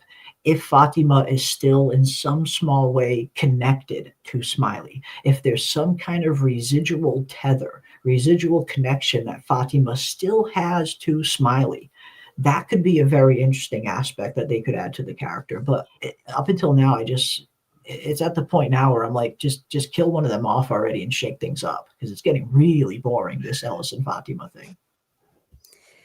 I mean, happiness can be boring when you have two characters and everything seems to be going great for them, right? They're getting married, they met, they're the love of each other's lives, they're swimming, they are getting engaged, now pregnant. It's like, things are going way too good for you in a place where things don't work out. So they were just not fitting from. But I do remember those leaks that made absolutely no sense. And I'm really hoping that this time around, they're a little bit more careful as to who they give access to the episodes, so that we don't have another whole, like the debacle of 2024, where we all knew about what was coming up because everybody was leaking the episodes and actual true information. I would rather fake information that we could tell is fake than have that happen again. So I do hope that they have learned something from that and are going to be more cautious as to who they're giving access to, but we'll see. When it comes to Ellis is so emotionally immature that he has trouble processing what must be done with what could have been done. I mean, when we meet him, he knows that his father had to do something about the situation by killing his mother, but he couldn't get over that. He couldn't sympathize. He couldn't emotionally analyze it in that way. He couldn't put himself in his father's shoes and understand why he did what he did. And he forgave him, and he was angry at him for not recognizing it sooner. Ellis was trying to tell him long before it happened, hey, mom's not okay. But Boyd was being Mr. Fish and Loaves. Exactly. So, I mean, you need some emotional maturity to understand this person hurt me. They didn't listen to me. They didn't listen to my mother, and they are inadvertently the cause of her going mad. But yet he had to do this to keep me safe because I'm his child. It's very complex, but you need emotional maturity to understand that and to be okay. So with your comment that you had on the screen, yeah, that's a possibility that Ellis once again is upset at Boyd. I tend to lean towards the direction of Ellis finally getting to like a common understanding with Boyd. Seeing my father loves me so deeply. My father loves me so, so deeply that this time, instead of choosing the town, he was willing to hurt somebody from the town, willing to do the wrong thing for me. He chose me, his family, over the town for the first time. He did that so that they could find my wife and my potential child. And we see it in the finale. In the finale, Boyd tells him, Ellis, go take care of your wife. I got this. Saying like, I'm about to go confront the monsters. I'm about to go confront Kimono Lady who took the baby that they know of. And he's saying, I will take care of this. You go take care of your wife. So it makes me think that this time around, potentially we're going to see them grow closer together because of the bond that's going to create between them. And as for the box, Boyd said it, like, nobody's going in the box. Like, nobody else is going in the goddamn box. That's what he said. Like, we keep wanting to put people in there, but I feel like he already told us, like, we're not going to use that anymore. Boxes. We probably, boxes could put the boxes. Unless this girl right here wants to bring back law and order. Acosta, now, not because of Boyd, nobody's going in the box because of Boyd, but Acosta could want to take over the town and she could bring back the box. Yeah, we have seen that they do have a little bit of a different approach to law and order. in terms of how they handle things, how they deal with things. Boyd and Acosta are very different on that front. So yeah, I think I think that's the only chance we ever see the Box ever coming back is if Acosta is in charge, which I don't think she'll ever be in charge as long as Boyd is alive. But yeah, I think the Box days are over. As much as I would love to see the Box come back into play plot wise, I think you're right. I don't think it's gonna. I think we've seen the last of the Box. Yeah, why are the trees moving? I'm still figuring that out. I mean, us too. We don't exactly know why. I mean, Victor right from the very beginning of the season, even from the very beginning of season one of the first thing we see him doing is going behind Colony House and measuring the distance between Colony House and the trees to see how much they've moved. So yeah, these trees have moved according to Victor. Why? Still don't know. Maybe we'll get one of those answers in season 4. Maybe. A lot of weird tree stuff going on From, that's for sure. If Smiley is Ellis's son, it's going to be more like Shawn Wayne's character and his father in Don't Be a Menace to South Central while drinking your juice in the hood. It's going to be very similar to that, Xavier. It's going to be very similar to that if that is the case. Yeah, just absolutely ridiculous. I mean, you would think when people are trying to come up with fake season 4 leaks, they would at least try to make them believable. But no, let's come up with the whole Ellis is Smiley's father and he's going to demand to see his son. Yeah, no, I don't see that. I don't see that. Ellis grew up essentially without parents. His parents left him to fight a war. Someone else raised Ellis. And that's another thing, it's times like this, it's questions like this and stuff like this that I do wish at times we would dive a little deeper into some of the backstories of some of these characters and who they were before they came to Fromville. And I know that's one thing John Griffin has kind of stated, that they're not going to be really doing a whole lot of that. Like, a lot of the backstory that we know from these characters is kind of all we're going to get, it seems. We're not going to be getting flashbacks in terms of like full-on sequences to how they were living their lives before they came to Fromville, at least for not most of the characters, is how they kind of have described it. And that's solely due to time constraints, really. They only have 10 episodes per season, so they have to really pick and choose what they use their screen time for. Where Lost was a little bit different. Lost had 20 something episodes per season, so they had more than enough time to dive super deep into all of these characters' backstories and give them very fleshed out flashback episodes. Unfortunately, we can't do that here with From, so it seems like we're not going to learn a whole lot about who and what these characters were up to before they came to Fromville. But as Anon brings up, it's questions like this that I would like to learn a little bit more about, because yeah, it seemed like Boyd was in the Army. Both of his parents were serving. I imagine he was probably your stereotypical kind of military brat kind of kid, where he had to move from place to place to place, never really keeping roots in one place for very long, as most military families do, have to move around a lot. And that can affect a kid's development. We know he was an only child as well. I don't know. I mean, it's little stuff like this that I wish we could get a little bit deeper dives into some of these characters' backstories before they came to Fromville. But I don't know if we're going to get it. You know what, Anon? That is beautifully said. I think you put it in a very beautiful way, the way of explaining Ellis's life. And I think that you're 100% right. In a way, if we look at Ellis and his storyline, this is at the center of Ellis's storyline for his life, his entire life. His parents have been trying to decide between their obligation to society. There was a war and his parents step up and they're saying, we're going to fight the war for this country.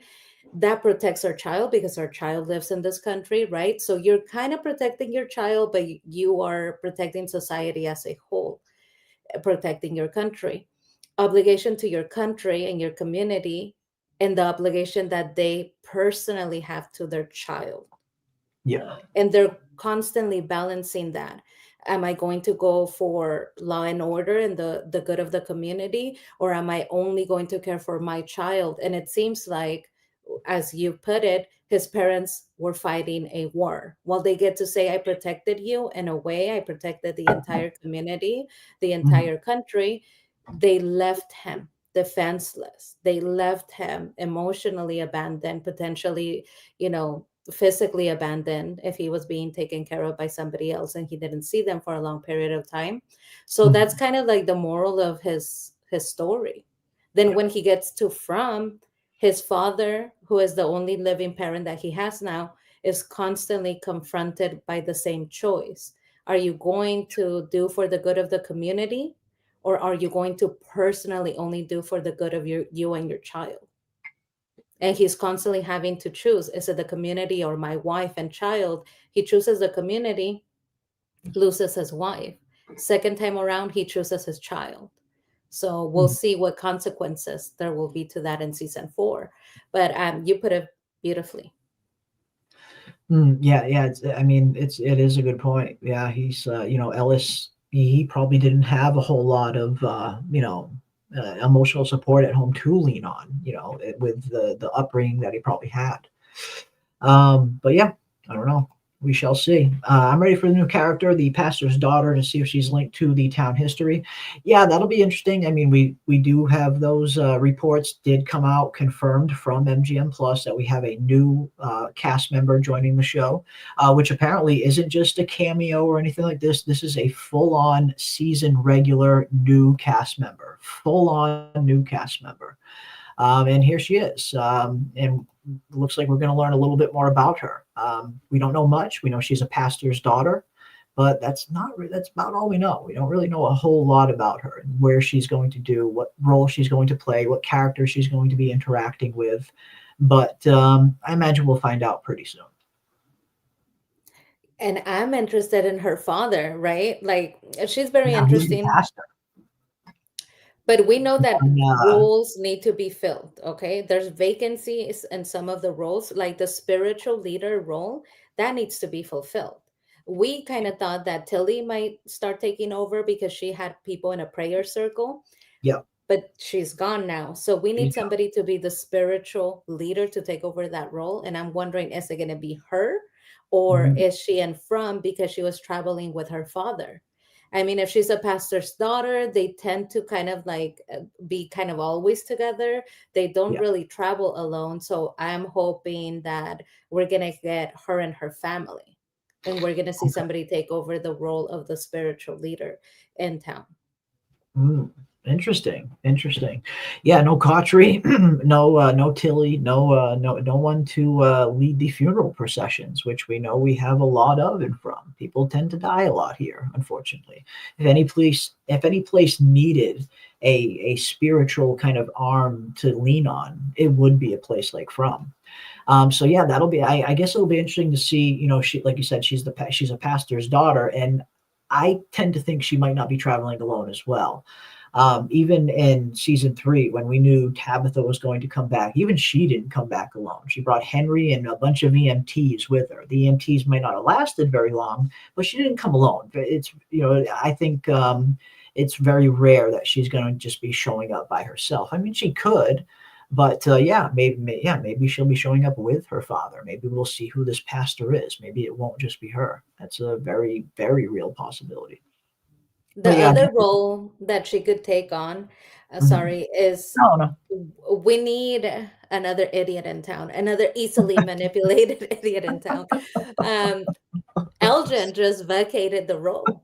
Elgin is not, it's like he failed at the task, just like Sarah. So we need another person that, because of their religion and their sheltered upbringing, would fall into the trap of, hey, you're going to help us save the town. You're going to go and kill a couple of people for us. Yeah. She could play that role. If she's the Maybe. pastor's daughter, she has been, sheltered and isolated, and she is religious, they could work the same scheme that they were working on Elgin on her. Maybe. I mean, we have seen that the forces, the entities of Fromville, this is something they tend to do over and over and over again. First with Sarah, then with Elgin. Yeah, maybe she's the next in a long line of characters being manipulated by the evil forces in the town, getting them to have a physical form to do their bidding. Yeah, I'm looking forward to learning a little bit more about her.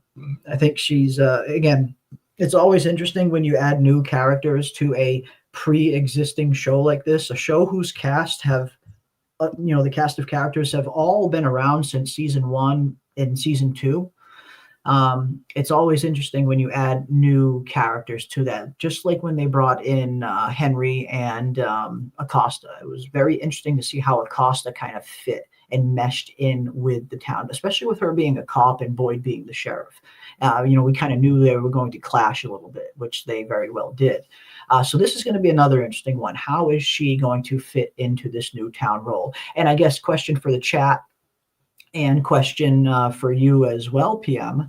If they're still doing the whole choosing ceremony, where is Pastor's daughter going to live? Town or Colony House? That's a really interesting question, because you could go either way. Okay, I don't know if you guys have any experience with like schools that are religious schools. There's a stereotype. Some of the pastor children are the worst of children. They're doing the worst things. Okay, some of these Catholic schools, those kids are on another level. You would think that they're pious, but no, like some of the pastor's children are doing hardcore stuff. So if we follow that stereotype, she might choose Colony House. And if she's not there with her dad, or even if she's there with her dad, she might rebel and be like, I want to go up in Colony House and I want to participate in all the activities going on at Colony House. So that's a possibility. Or if she's remained, sheltered like Elgin, she might choose, town. That would make sense, but that would be a boring choice for her. It all depends on where she leans. Yeah, What do you think? I think it's going to be heavily predicated on who she meets first, too. Usually the first face you meet in a place like this, like the first person you meet, the first person you see, the first person that kind of tries to bring you in and show you the ropes, like that's always going to be someone that's you're going to kind of gravitate towards. So I think whoever she runs into first when she arrives in town is going to definitely play a role in where she ends up living, Colony House or the town. But for me, if I had to just guess, I don't know, I'm kind of leaning more towards Colony House, her choosing Colony House. But you never know. I mean, you never know where people are going to end up and where they want to end up. But yeah, I guess we'll find out. I guess we shall find out. I'm not sure. Yeah. Not It's gonna sure. be that Rumspringa. Is that how you pronounce it? Rumspringa? When they get like a little bit of time to do and go wild, do whatever they want before they go back to religious and like piety and all of that. It could be. I mean, the picture that we see, it's her and Kenny. Who knows? I feel like with Kenny, we can't really trust anything that he posts because he's Yeah. always like in everybody else's Yeah. space and He's everybody's everybody shit. else's props, Yeah. where he's not necessarily has anything to do with it. But we did see a picture of her with Kenny, so I'm thinking, you know. And as far as Acosta, when we were looking at the video, she still has her walkie-talkie on her pants. She's Yeah. wearing a hoodie, but maybe she's wearing a hoodie because that's her personal hoodie. She's still Mhm. wearing her cop pants. She still has Yeah. a walkie-talkie, and the walkie-talkie doesn't work. But it looks like she's not going to change her outfit. We have all kind of been waiting for that. It looks like she's still in that outfit. Yeah. Yeah. Yeah. Yep. Still got the cop pants on. She still got her gun on her hip. I mean, we can't see like you said, we can't see what's under the sweatshirt. But who knows? Maybe she's still got her cop shirt on under that. And because it looks like that's just her sweatshirt. It doesn't look like that's any casting wardrobe choice or anything. But yeah, she might still be walking around fully fledged in her whole fucking uniform still. And that was always an interesting point of conversation that the chat would bring up a little bit during season 3. In terms of like, okay, how long is Acosta going to go until she changes? Will Costa ever change her clothes? Or does the uniform give her a sense of comfort being in that uniform. We know that she kind of, she's a young cop, so she wants to prove herself. She's in a new place that she doesn't know much about, low on the totem pole. Does having the gun on her hip, the badge on her chest, does that make her feel maybe more important than she is? It gives her a little bit of a confidence, I guess, to the point where maybe she doesn't want to take off the uniform, that she draws some kind of comfort from having it on, maybe. I don't know. But yeah, at the very least, like you said, she's definitely still wearing the cop pants and the gun on her hip. Yeah, and I think that's a nice way of putting it. I think from what we have seen, her behavior, her attitude is just this attitude of, I'm in charge. I'm You're in gonna charge. do whatever Yeah. I say. I'm important and more intelligent than you Yeah. are. You have no idea what you're talking about, even though you do, right? They told her, they tried to explain to her, and she wouldn't Mhm. listen. But she has this attitude. She was super rude to Boyd. And I Yeah. understand, like, Boyd has so much going on. But if you live by the code of ethics of what you do, you're a cop. If you actually truly live by that, then okay, so he's basically the sheriff in town. So I'm Yeah. going to address him with respect, and then I'm going to see where I fit in. Yeah. If he needs help or if I'm above him, you're going to figure that out. But there is a code of ethics there. There's a level of respect. She got there and she immediately wants to take over. She has an attitude of, I'm in charge. I'm large and in charge. I will do what I want. You don't know what you're doing. Mhm. Even at Colony House, when they're trying to figure out where Fatima is, she's like, I'm going to Yeah. tell the whole town. Her attitude makes me think that it's not her being like, oh, this makes me feel safe. It's her saying, I'm going to take over, but Yeah. I need this This gives me outfit. that I need to security. remind you, you Yeah. were nobody in the real world. I was somebody in the real world. I'm a cop. You know? Yeah. She definitely has that kind of vibe to her. Like, I'm a cop. You got to listen to me. Like, I'm in a position of authority when I But have this listen, on. you don't act like that. That's why I'm saying that That's she's how you not can tell living she's a by her young cop. code. She's Yeah. not living by her code, because with her code, there is a level of respect. There is a hierarchy. Yes. She doesn't even know what Boyd used to do. She just No. sees him. He's dressed in that yellow shirt and his little blazer, but Yeah. she doesn't know what he used to do. Wait till she finds out. She didn't even ask him, like, hey, do you have any qualifications for the position? Yeah. Then Yeah. when Boyd says, yeah, I was in Iraq and I figured that shit out, Yeah. then it's like, oh, right? You would find out, yeah, being a mall cop probably is not the same, but she didn't even get to know him. She doesn't even know Mhm. how tough he is Yeah. or where she stands in the hierarchy. So Yeah, it's like you said, she doesn't even try to take the time to understand who Boyd is, to understand the dynamics of the town. She instantly kind of comes in shooting and even kills someone when she literally comes in shooting and kills someone. That is Acosta's entrance into the fucking town, shooting up the fucking place and killing someone.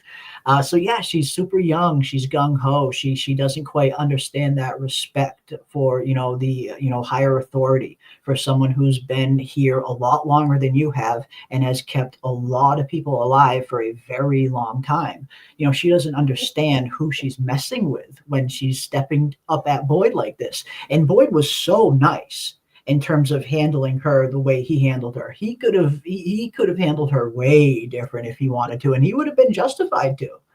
But yeah, she just doesn't know what she's dealing with. She doesn't know the place she's dealing with, but I think she'll eventually learn. But no, yeah, her keeping the uniform on, though, I like that idea that it's not just not so much maybe a comfort thing, but it's more of her projecting that I'm a person of authority. I'm a figure of authority. You see this badge, respect this badge. Like, she feels like that kind of fucking person.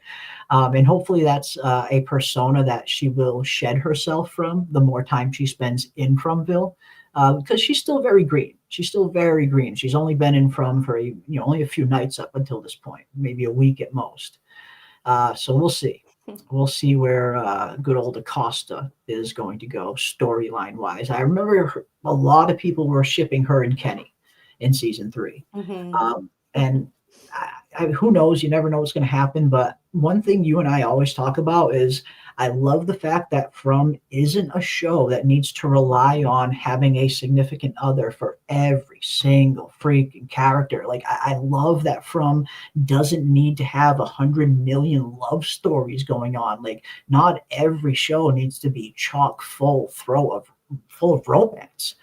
I get fandoms like to kind of ship certain characters together. That's totally fine.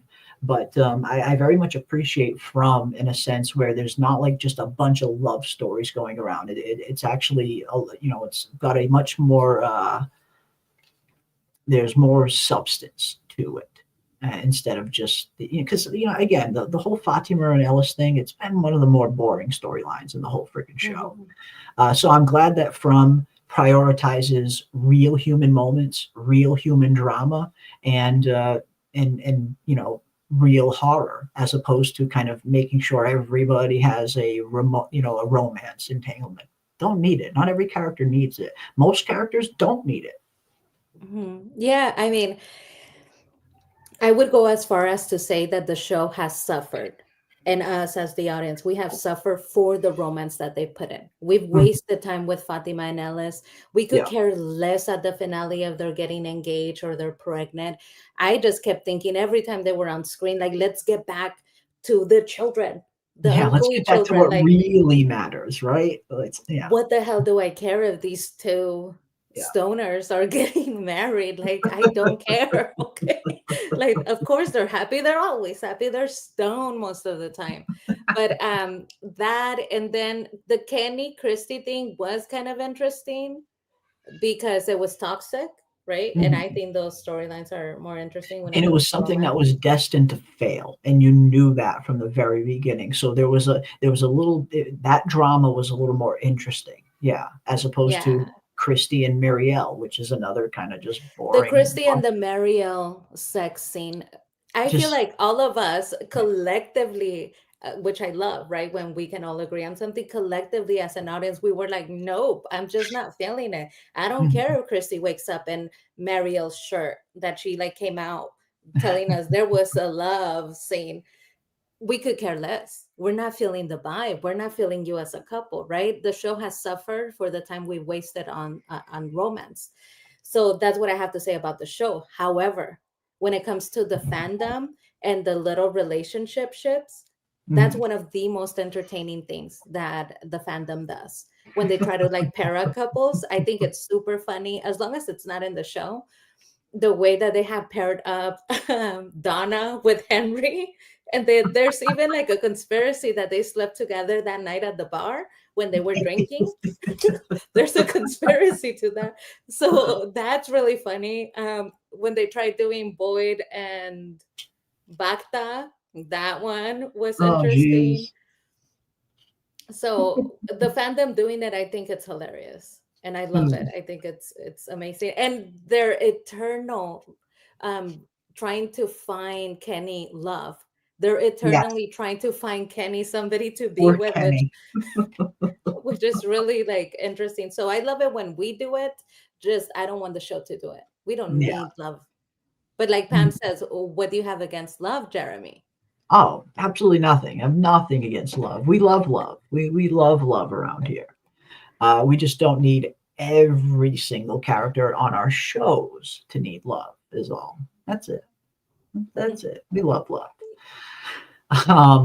But yeah, like you said, it's you get some of these heavy Fatima Ellis scenes, these Christy Marielle scenes, and for me, when those scenes are on, it is, you kind of do get that feeling like, all right, can we get back to this? Can we get back to that? Can we get back to whatever else is going on? Because this is kind of, I just feel like it's, From has been set up where it's a show that doesn't really need love stories. It just doesn't. It's got so much going on, this mystery, this place that they're stuck in, how to solve all of it, how to combat these monsters, how to survive. That is what makes this show interesting, just for me personally. I mean, there might be some people that are watching the show only for the love stories, and hey, more power to you. If that's your bag, that's fucking totally cool. For me, I just feel like it's something the show doesn't need because the show stands so well on its other plot devices. Yeah, I mean, love haters. Big heck. If I'm not happy, I don't want anybody to be happy, especially not in the shows. Well, I do like this. Xavier Anderson says Miranda was getting microdosed with LSD at some point. Her or Henry crossed paths with Sidney Gottlieb and Tim. That's where the 1978 cycle began. I'm sure of it. Yeah, we know Miranda was getting down. Miranda and Henry were getting down with the LSD. One last trip. Doesn't cost to sleep in the uniform. I don't know. I doubt it. I doubt she sleeps in it. I mean, it's probably something she just takes off and then puts on again every night before she goes to bed, and then every morning when she wakes up. I highly doubt she like sleeps in it. Who knows? Maybe she is that crazy where she does sleep in it, but I doubt it. I think she does, and I'll tell you why. She You might. always need to be prepared, especially when at nighttime there's monsters. You need to be like prepared with her weapon. She probably sleeps in her suit and her weapon. I think she sleeps with her gun under her pillow, probably. She's probably got her gun right next to her. Absolutely. Yeah. Yeah, but when she arrived in town, it was one of the, like, Front really has no comedy. They don't, especially Yeah. when they like let go of There's- Dale. There's no more comedy, There's you know. accidental comedy now. Yeah, that's all we Yeah. have left now that Dale's gone. Her arriving in town where she's running through the snow and then she shoots that girl. Shooting that fucking thing. It's so funny to me. You literally came in town, guns fucking blazing. Like you literally came into town like this was the wild fucking West, and you were at the OK Corral and it was fucking noon. Like that's how you came into town, Acosta. What the fuck are you doing? And then she said, "I'm sorry." She thought she could. Sorry. She I'm thought actually sorry, could I shoot didn't someone mean and it. then say, "I'm sorry."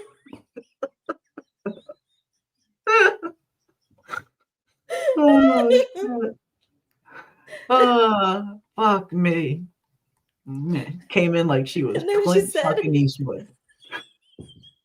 She said they didn't want to let her in because she shot some. And then she's like, "Let me in. I'm a cop. Let me in. I'm a cop." It's like, dude, you shot someone. Don't worry, I'm a cop. It's okay if I shot someone. Oh, fuck. Oh, shit. Oh, fuck. Yeah, fucking Acosta. Yeah, the show's got accidental comedy like that. It's not meant to be. It's just this hilarious accidental comedy. Oh, fuck. Poor Acosta. Oh, shit. And of course, we also got a first look at Randall in the newest photos that have come out today as well. Here we have Randall season 4 first look. And as you can see, the scar is healing up pretty nicely. You know, it seems like he's sitting down in Colony House. He's listening to someone say something. This very much looks like it's a scene shot. Like this is an actual episode shot. But yeah, his scar's healing up pretty well, I must say. That's, you know, considering, I mean, I think we have the photo. Let's see. Considering this looked like that in season 3, I mean, damn. They sewed his ass up good. I'm sorry. I'm laughing because Yeah, I know. Anon W91 said to Yeah. Too bad Trudy's dead. I wanted to see Trudy wearing a costume's uniform after laundry day. she likes to steal. She likes to steal shit, yeah. Oh, fuck.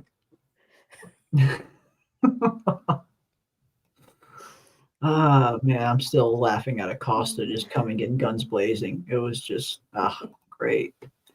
Who finds Jim? I mean, I guess it's really a matter of when does season 3 start? I mean, 4 start. Are we starting right where season 3 left off, which I really, really hope we are? if that's the case, it has to be Tabitha and Jade. I mean, it just has to be. Tabitha, Jade, and Jim went out into the woods together to play the song, to see what happened.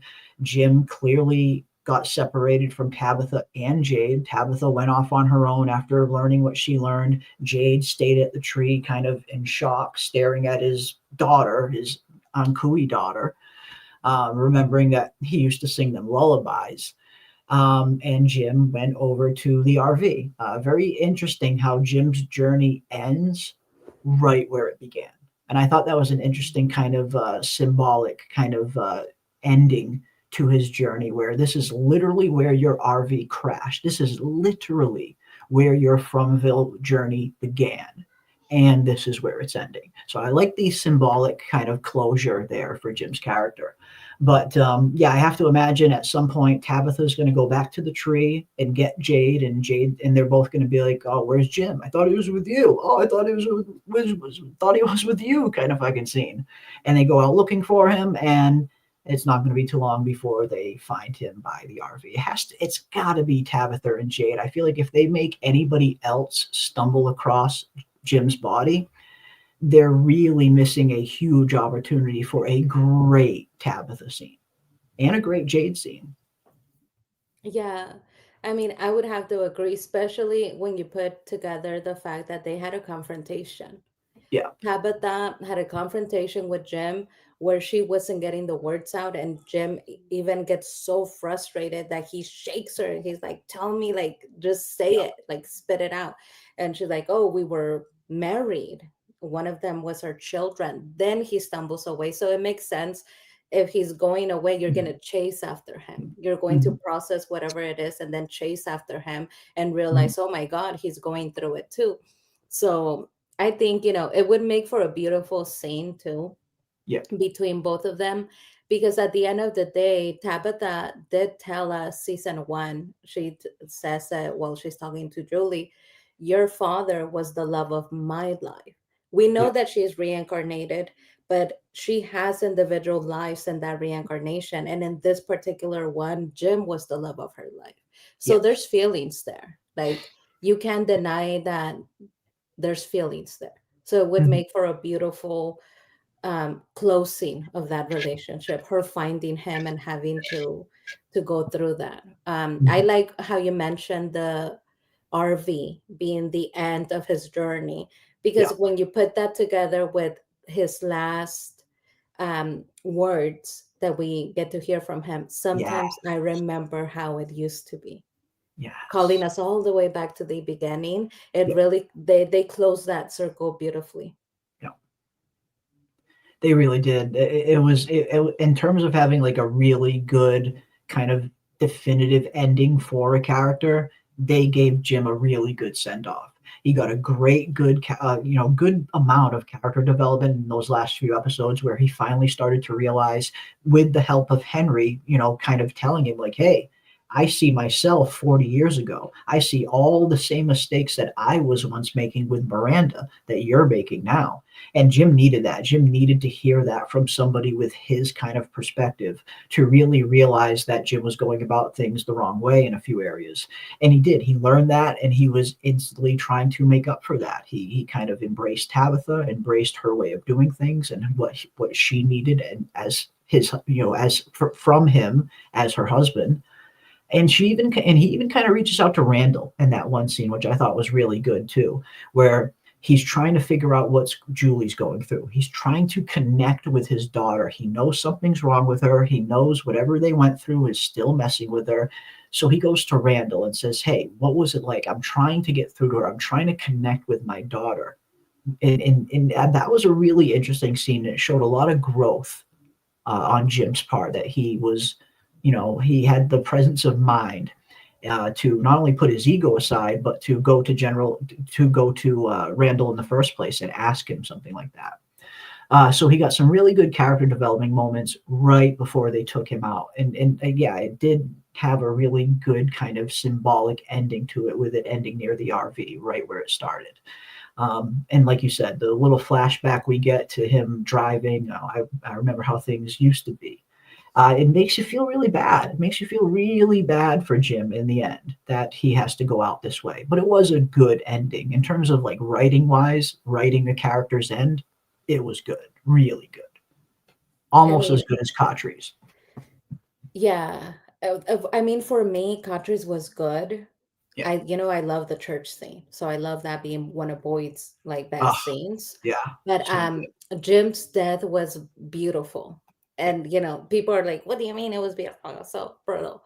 It was beautiful in the way that they wrapped up the what way it they meant wrapped it to up. be Yeah. Jim, what was Maybe not the important to act Jim. itself, the act of getting his throat ripped out. Yeah, that might not be beautiful, but the way they wrap the whole thing up. Exactly. Jim and Tabitha's story was the story of a marriage broken by Yes. tragedy. Yes. And they told that story in a beautiful way. They told the story of a marriage that is broken by tragedy and is unable to move past the trauma. They just can't move past it. And it affects them in different ways, right? Mhm. And when you think about it, can you really blame Jim?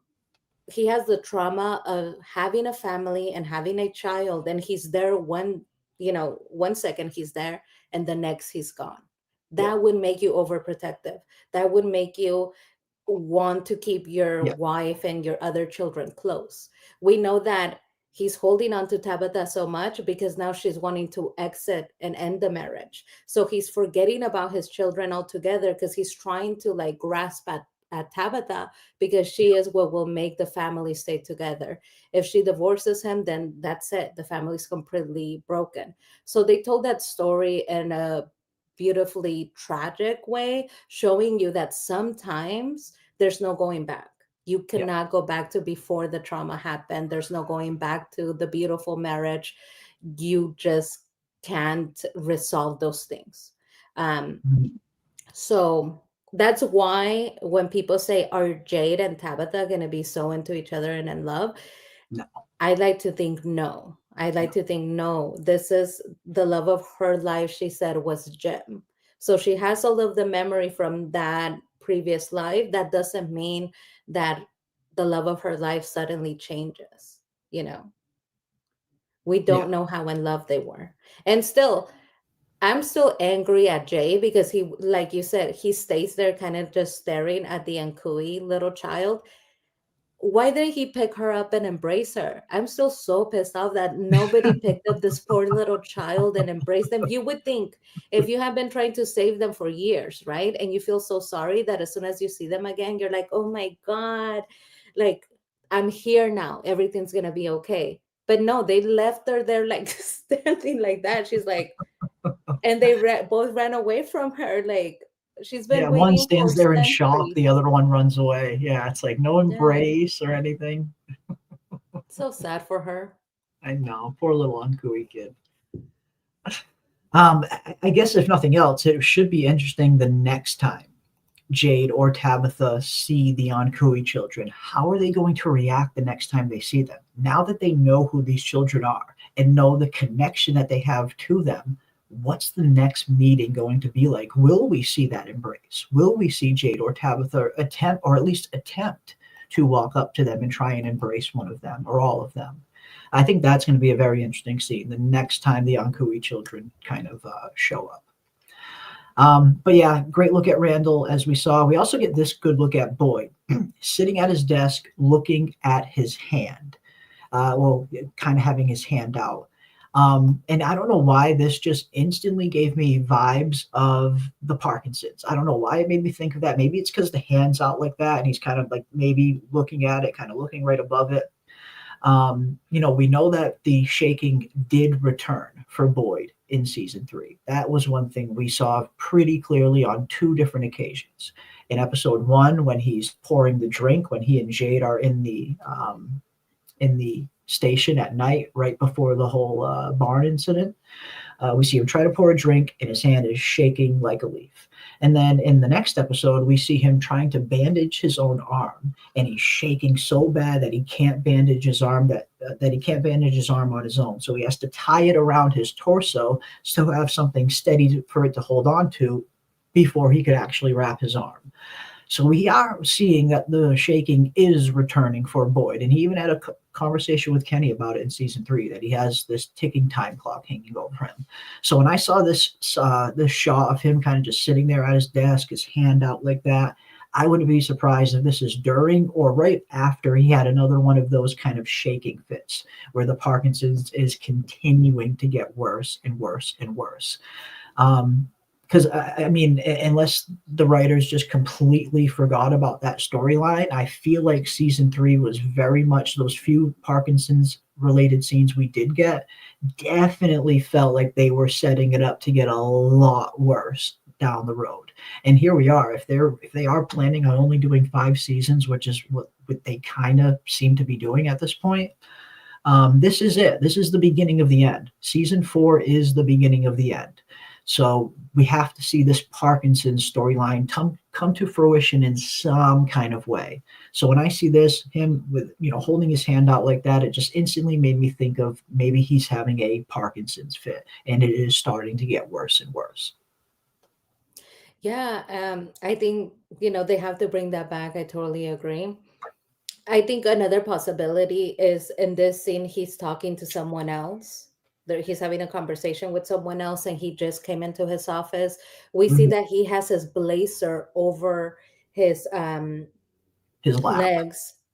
No. So almost like he took off his blazer, he has it there, right? He didn't hang it or put it elsewhere. He just came into his office.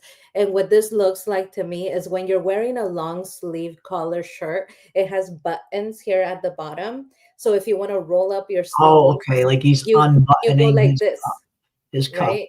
And so this stand, when he's going like that, that looks to me like when you're unbuttoning, right? You unbutton.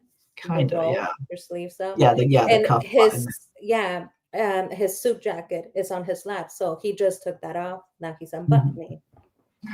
Could be. I mean, maybe it is. Maybe it is that simple. I mean, and that's the thing about From. Sometimes we look and try to read too deep into things when it's really not that deep. So that's actually a really good point. It could just be him simply kind of loosening his shirt. Well, because the blazer, I say that because it would make sense. No, it makes perfect sense. No, I think it's a great idea. I think it makes perfect sense. I think you're probably right. For me, it just made me think of the Parkinson's because I see his hand in front of him like that. But when you look a little closer, no, I think you're 100% right. It could just be that simple. And again, that is the whole thing about From, and that's something we love kind of talking about sometimes, where we love diving into the rabbit holes. We love throwing on the tinfoil hats and looking at things from 100 different angles and trying to interpret it 100 different ways. But sometimes, as the show has proven, sometimes it's just as simple as what you see is what you fucking get. And I thought we got quite a good few examples of that in season 3 in particular, like with Fatima. The whole doorknob thing, the whole, she couldn't open the doorknob because the talisman was up. She's turning into a monster, when it was literally just as simple as she smelled the rotting food and turned around, and it attracted it, and she was attracted to the rotting food. So sometimes the show is a little more simple. Sometimes there isn't some deeper, underneath the surface explanation. Sometimes it's as simple as a guy sitting down and unbuttoning his freaking cuff. Sometimes it's that simple. So And no, I like that. it's a nice surprise. I really do like when we've gone down rabbit holes that lead nowhere. And it's like, it wasn't that, guys. Or like, They what lead does nowhere. Kui mean? And Kui comes from the language of the 19th, and then it's like, remember. Like, they're just saying like, hey, do you remember us? Do you remember us? Remember us? Remember us. I think that's fun. I think that it's really fun to theorize, follow the trail, and then for it to be just an elegant surprise that it's nothing, or it's something very simple. Yeah, that can be fun. It can be fun to sometimes dive so deep into the rabbit hole that you realize it's just a dead fucking end down there, and now I got to climb my way out. It's funny. Sometimes it's fun, and sometimes these things do pay off. They also pay off sometimes, where it's like, oh shit, I was right for looking a little deeper at that. So you get a little of both with From, absolutely. But that's what makes it fun. I think that's what makes the theorizing behind the show so much fun, is trying to interpret what should I pay closer attention to and what is just surface noise that I shouldn't pay closer attention to. It's discerning the two and really finding out where that line is.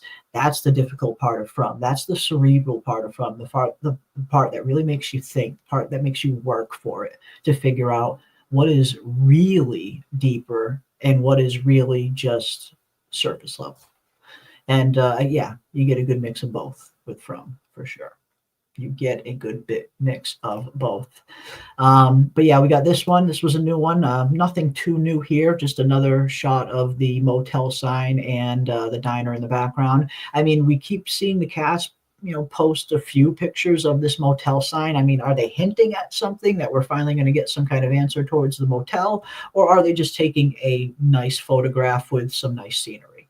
Don't know. Again, could be either. Could be nothing. Could be something. But I know a lot of people do want answers for the motel. I saw another thing people were saying in chat earlier, that they really want some Eloise answers this season. Absolutely. I mean, I'm definitely among the many who believe that Eloise is still in play in some way, shape, or form. I know Victor says that he may have buried her at the end of season 3, but the way he describes it, they purposely, I think, leave it very ambiguous as to whether or not she's alive or not. So yeah, I definitely need some more Eloise stuff. We need to figure out what's going on definitively with Eloise. Not a maybe, not I might have buried her, not this might have been her body part. We need a definitive what happened to Eloise answer. And we need to find out what's going on with Cannibal Village. That is another thing that I very, very much will be super disappointed if we don't get some answers as to what's really going on with Cannibal Village in season 4. Who built it, why, and of course, what are these totems for? What purpose do these totems serve? We definitely need to get some Cannibal Village answers heading into this next season, but it doesn't look like we get anything new on that front. Again, we got that other one they posted of the motel sign. This one was posted a few weeks ago. Now we got this newest one here. Again, could just be nice photos, or they could be trying to tell us that maybe there's something up with the motel. We got this very strange shot, with this caution cone over the bell. Very weird indeed. I don't know what's going on there. This, of course, was the new one we talked about earlier. We see Elgin, he's got his hand wrapped up, nothing on the eye. They could just be throwing an eye patch on. We get a shot of Julie and Fatima, probably just hanging out in between takes. We got a bloody hand. Someone's clearly getting a bloody hand at some point. Blood looks incredibly fake. So definitely a set piece, I would say. And we have the chickens piece, the chickens photo that has been posted on the Instagram as well. Not sure what's going on there. Little shot of of Ellis, of course, but this is him getting in and out of a car, so not much going on there. We got this interesting behind the scenes shot of Jade and Tabitha, and again, just look at how long his hair and his beard is. Like he's just going wild. And judging from this is take 3, season 4, episode 9.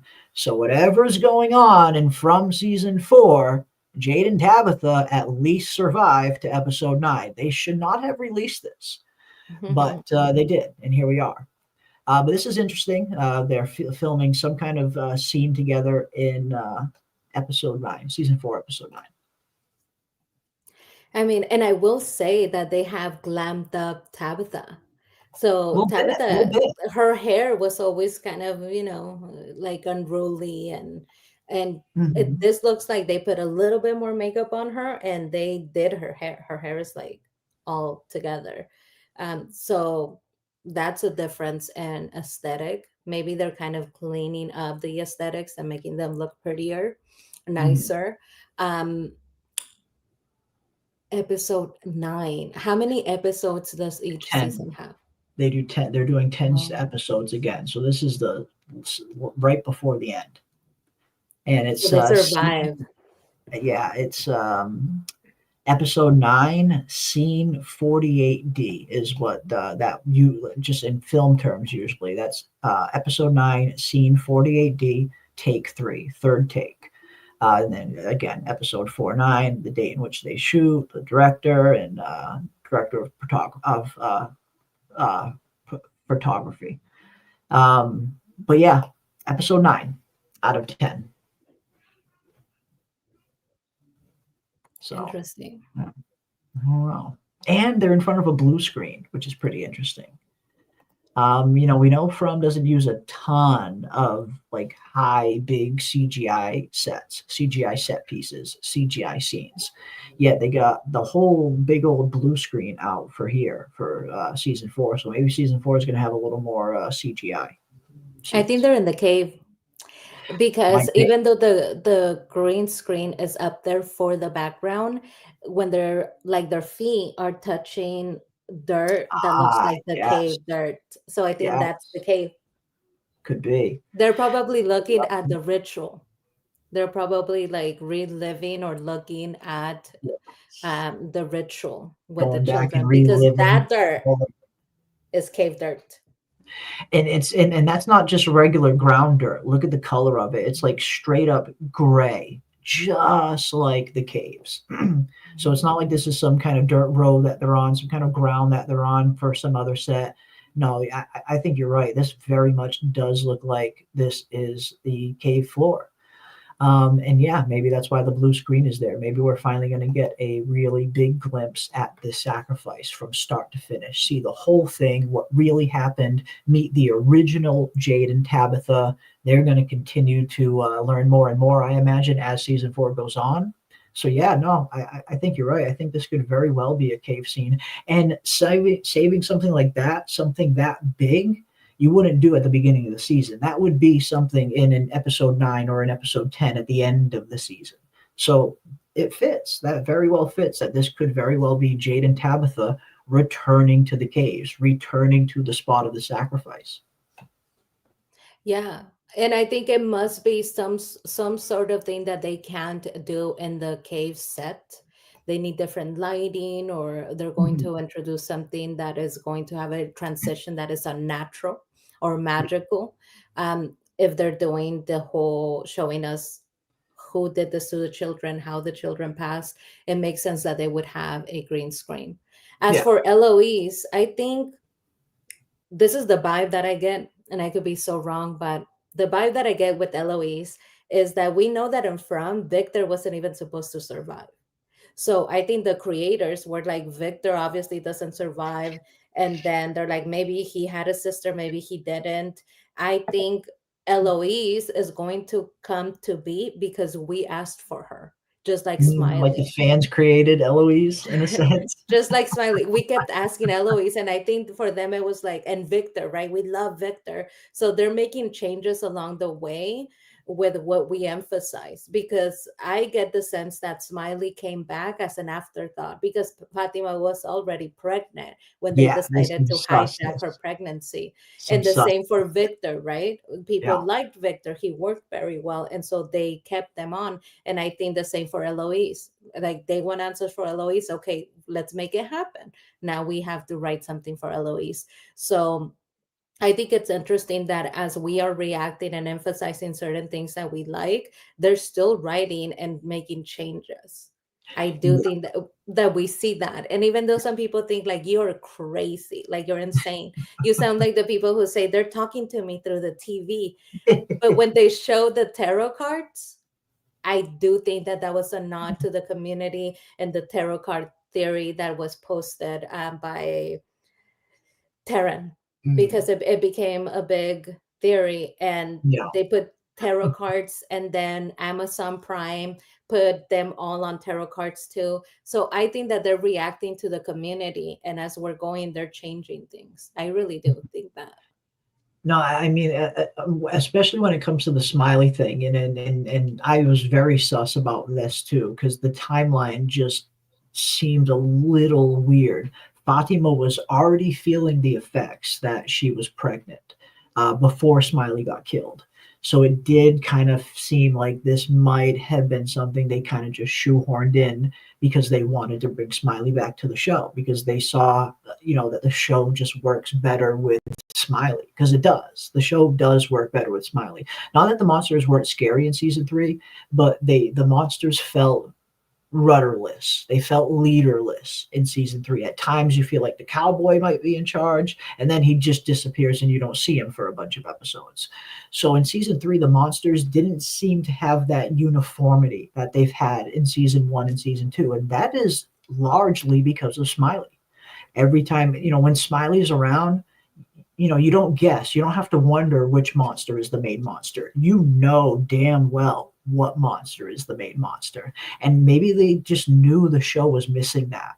So they kind of shoehorned bringing him back in, because I do very much question whether or not that was the plan the whole time to bring him back. I'm not sure it was. I think this might have been something they added along the way. It just seems the timeline just is a little sniffy, a little sus, smells a little bit. But I think the show just works better with Smiley. I think they realized that. I think they clearly saw the reaction to the fandom had when Smiley died. Everybody wanted Smiley back. Smiley was just about everybody's favorite monster. So yeah, I'm not 100% sure this was an original plan. It might have been shoehorned in, but I don't know. He's back now. That's all that matters. We have Smiley returning to the show. And that should be interesting too. Like, what kind of season is Smiley going to have? What kind of role are they going to give Smiley now that he is back? Is he going to step right back into that kind of that vibe of the head of the monsters? Are we finally going to get Smiley have some actual dialogue other than just a few words? That's what I want to see. Now that Jade and Tabitha have remembered who they really are, they know who these monsters are. They know who these people are. They were these people's neighbors. They lived with these people. So that's what I want to see. I want to see Jade and Tabitha have some interesting conversations with some of these monsters. I want to see what that dialogue would look like if Jade and Tabitha were to have a conversation with Smiley. Yeah, I mean, I had not even thought about that. That's so true, Jeremy. It's personal. Now when they see the monsters, it's not just them being afraid. I feel like now they could lose fear of these people because they know the background They story. know that. They Yes. know that they got played. Like, this is what you were after. You wanted something else, and look at what happened to you, right?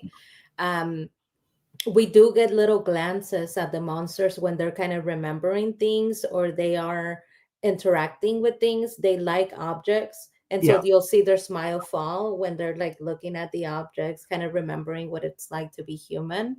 Mhm. So I'm wondering if they have the possibility of having an interaction with them, or if they're going to be so terrified of them because at the end of the day, they won. Whether the town was played or not, they ended up going through with the sacrifice, which means that whoever was Tabitha and Jade, they were not strong enough to They didn't take them stop. on. Yeah, they didn't So stop it. it might even be more fear of the Mhm. trauma of like, oh my God, we're afraid of them. We did whatever they Right. wanted us to do because we're like terrified of them. Yeah, that's a very real possibility as well. That now that they remember the full extent of everything that happened, does that make them a little hesitant? Maybe. I don't know. Could be. Very well could be. But I think that could be a very interesting scene, if nothing else. If Jade and Tabitha do eventually have some kind of scene with one of these monsters, and they, remember everything about their original incarnations, their original versions.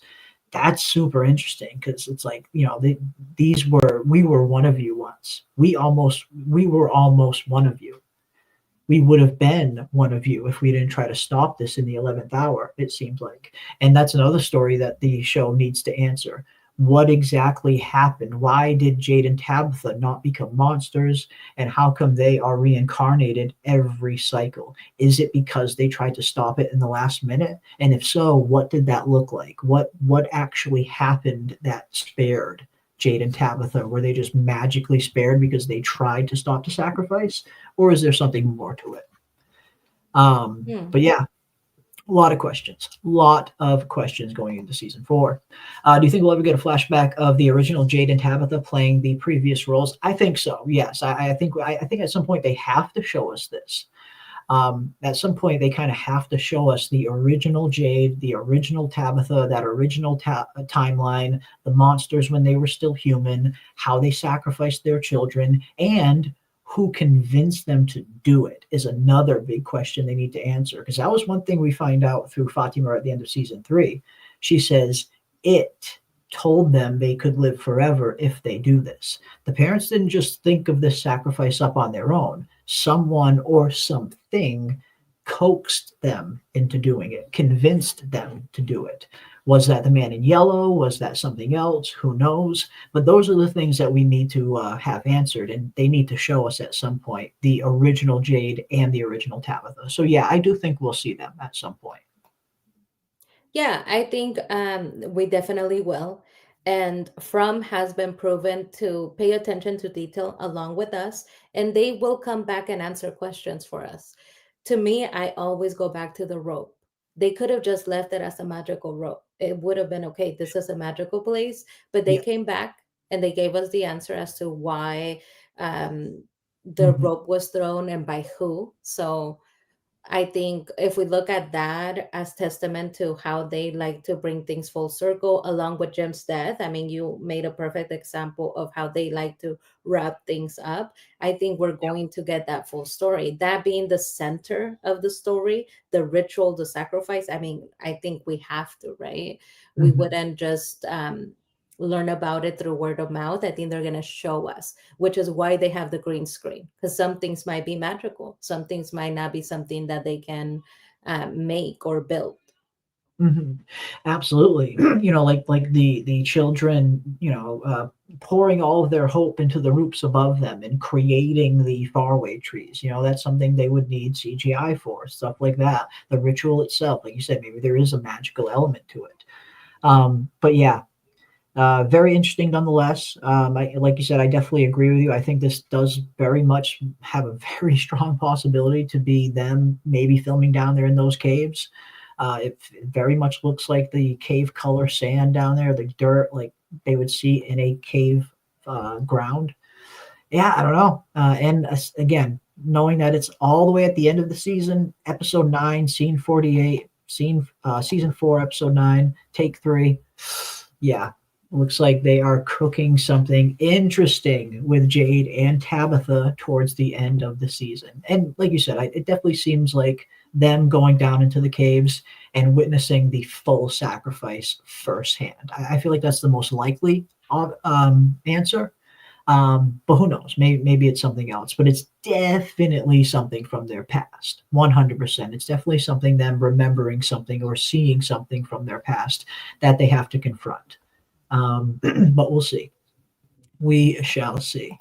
But yeah, awesome. Those are some of the new images coming out that just came out today for season 4. Our first kind of inside look at season 4 in a few instances. Again, I like getting our first shot at Randall. It's very interesting to see how his scar has all healed up. Get a nice first look at Boyd sitting at the desk. We see that Jade, of course, is rocking the cat shirt once again. People were commenting on Christy's hair, saying that it looks a little better. So here it is, our first official glimpse at season 4, now that they have officially wrapped filming. And again, I have to imagine now that they're here officially in post-production, yeah, they might have some reshoots at some point. Just about every show goes through a week or two of reshoots at some point during the post-production phase. That shouldn't slow anything up. But they're in post-production now.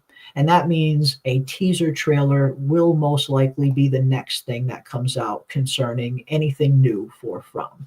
And you guys heard me at the beginning of the stream. I'm guessing we'll probably have a teaser within the next 2 weeks or so. I mean, I'm hoping we get it within the next few days. Hell. But I imagine if not, we're going to be getting some kind of short little quick snippet teaser of season 4 within the next few weeks, most likely. They need to start promoting the show a little bit more, start hyping it up. I mean, it had a very, very long hiatus. And when you're off for that long, that that's a long duration to be off air for 14, 15 months, almost a year and a half. So they need to build up that momentum. They need to kind of light that fire under the Fromville fandom yet again. Today's news was definitely the first step at doing that, them releasing an official video from the cast stating that they're done with filming. So now the next thing is, let's get a season 4 teaser. And again, I get the feeling we're going to be getting that one very, very soon. And then the fun really begins. I feel like it's already beginning, but the From fun really begins once we get that first season 4 teaser. Yeah. I mean, we need to start putting in our bets, guys. When are we going to get it? When's 2 it come? weeks sounds like super, about right. But like now that we are all thinking 2 weeks, we need to think about specific dates to see who gets it right. Right. Yeah, let us know your dates, guys. Let us know when you think the season 4 teaser is going to drop in here or in the Discord. You can throw it in the Discord too. That way there will be a record of it and we can see who was right, who was wrong, who was closest to being right. Let us know when you think From season 4 is going to drop its first teaser trailer. Let us know in the Discord. And yeah, we'll see if anybody gets it right.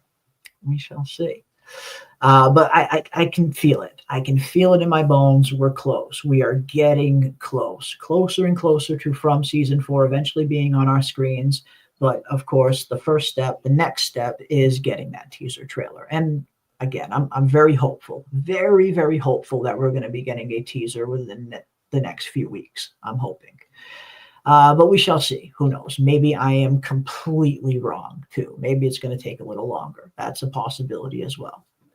But hopefully before Christmas, if nothing else. It's got to be before Christmas. It's got to be this year. We got to at least get some kind of teaser before the year ends. But we shall see. But that is going to do it for us tonight, ladies and gentlemen. Thank you for hanging out with us and checking out some of the newest stuff that has come out concerning From season 4 and some of our thoughts and theories. And thank all of you for all of your thoughts and theories and predictions. We love hearing them. And now that From is heating up a little bit more, we'll definitely continue to do some more Fromville Hour streams. Of course, we still have It, Welcome to Derry, and Pluribus that we are currently covering on the channel as well. That will continue as always. We have It, Welcome to Derry, episode 5 coming out this Sunday, just 2 days away. And that episode is going to be the first appearance of Bill Skarsgård as Pennywise. He is officially returning to the show, or officially appearing on the show, I should say, this week in episode 5. And it looks like we're going to be getting quite a lot of him over the course of the next half of this season. So It, Welcome to Derry will be this Sunday. We will be continuing with our live after show Sunday night, right after the episode airs. So definitely come back and join us for the It, Welcome to Derry after show. And then, of course, we will be live again next week for our Pluribus live breakdown, as well as we wait for episode 5 of Pluribus, as that show is also, starting to heat up and get into some very interesting things as well. So we got 2 really interesting shows that we'll be covering. And, of course, anything From related that comes out, we'll be right here firing up a stream. I'll be doing tons of videos on it anytime we get anything new. And we will definitely be picking up our Fromville streams over the next few weeks. Absolutely. But big thank you to each and every one of you for hanging out with us this evening. Huge thank you to my wonderful co-host, PM Philosophy. Thank you so much.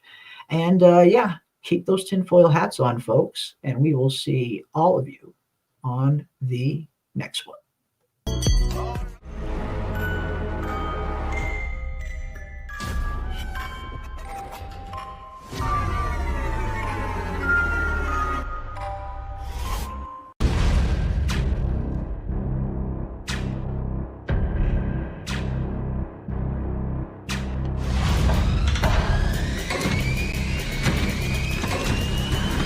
Okay, you guys have asked for it, and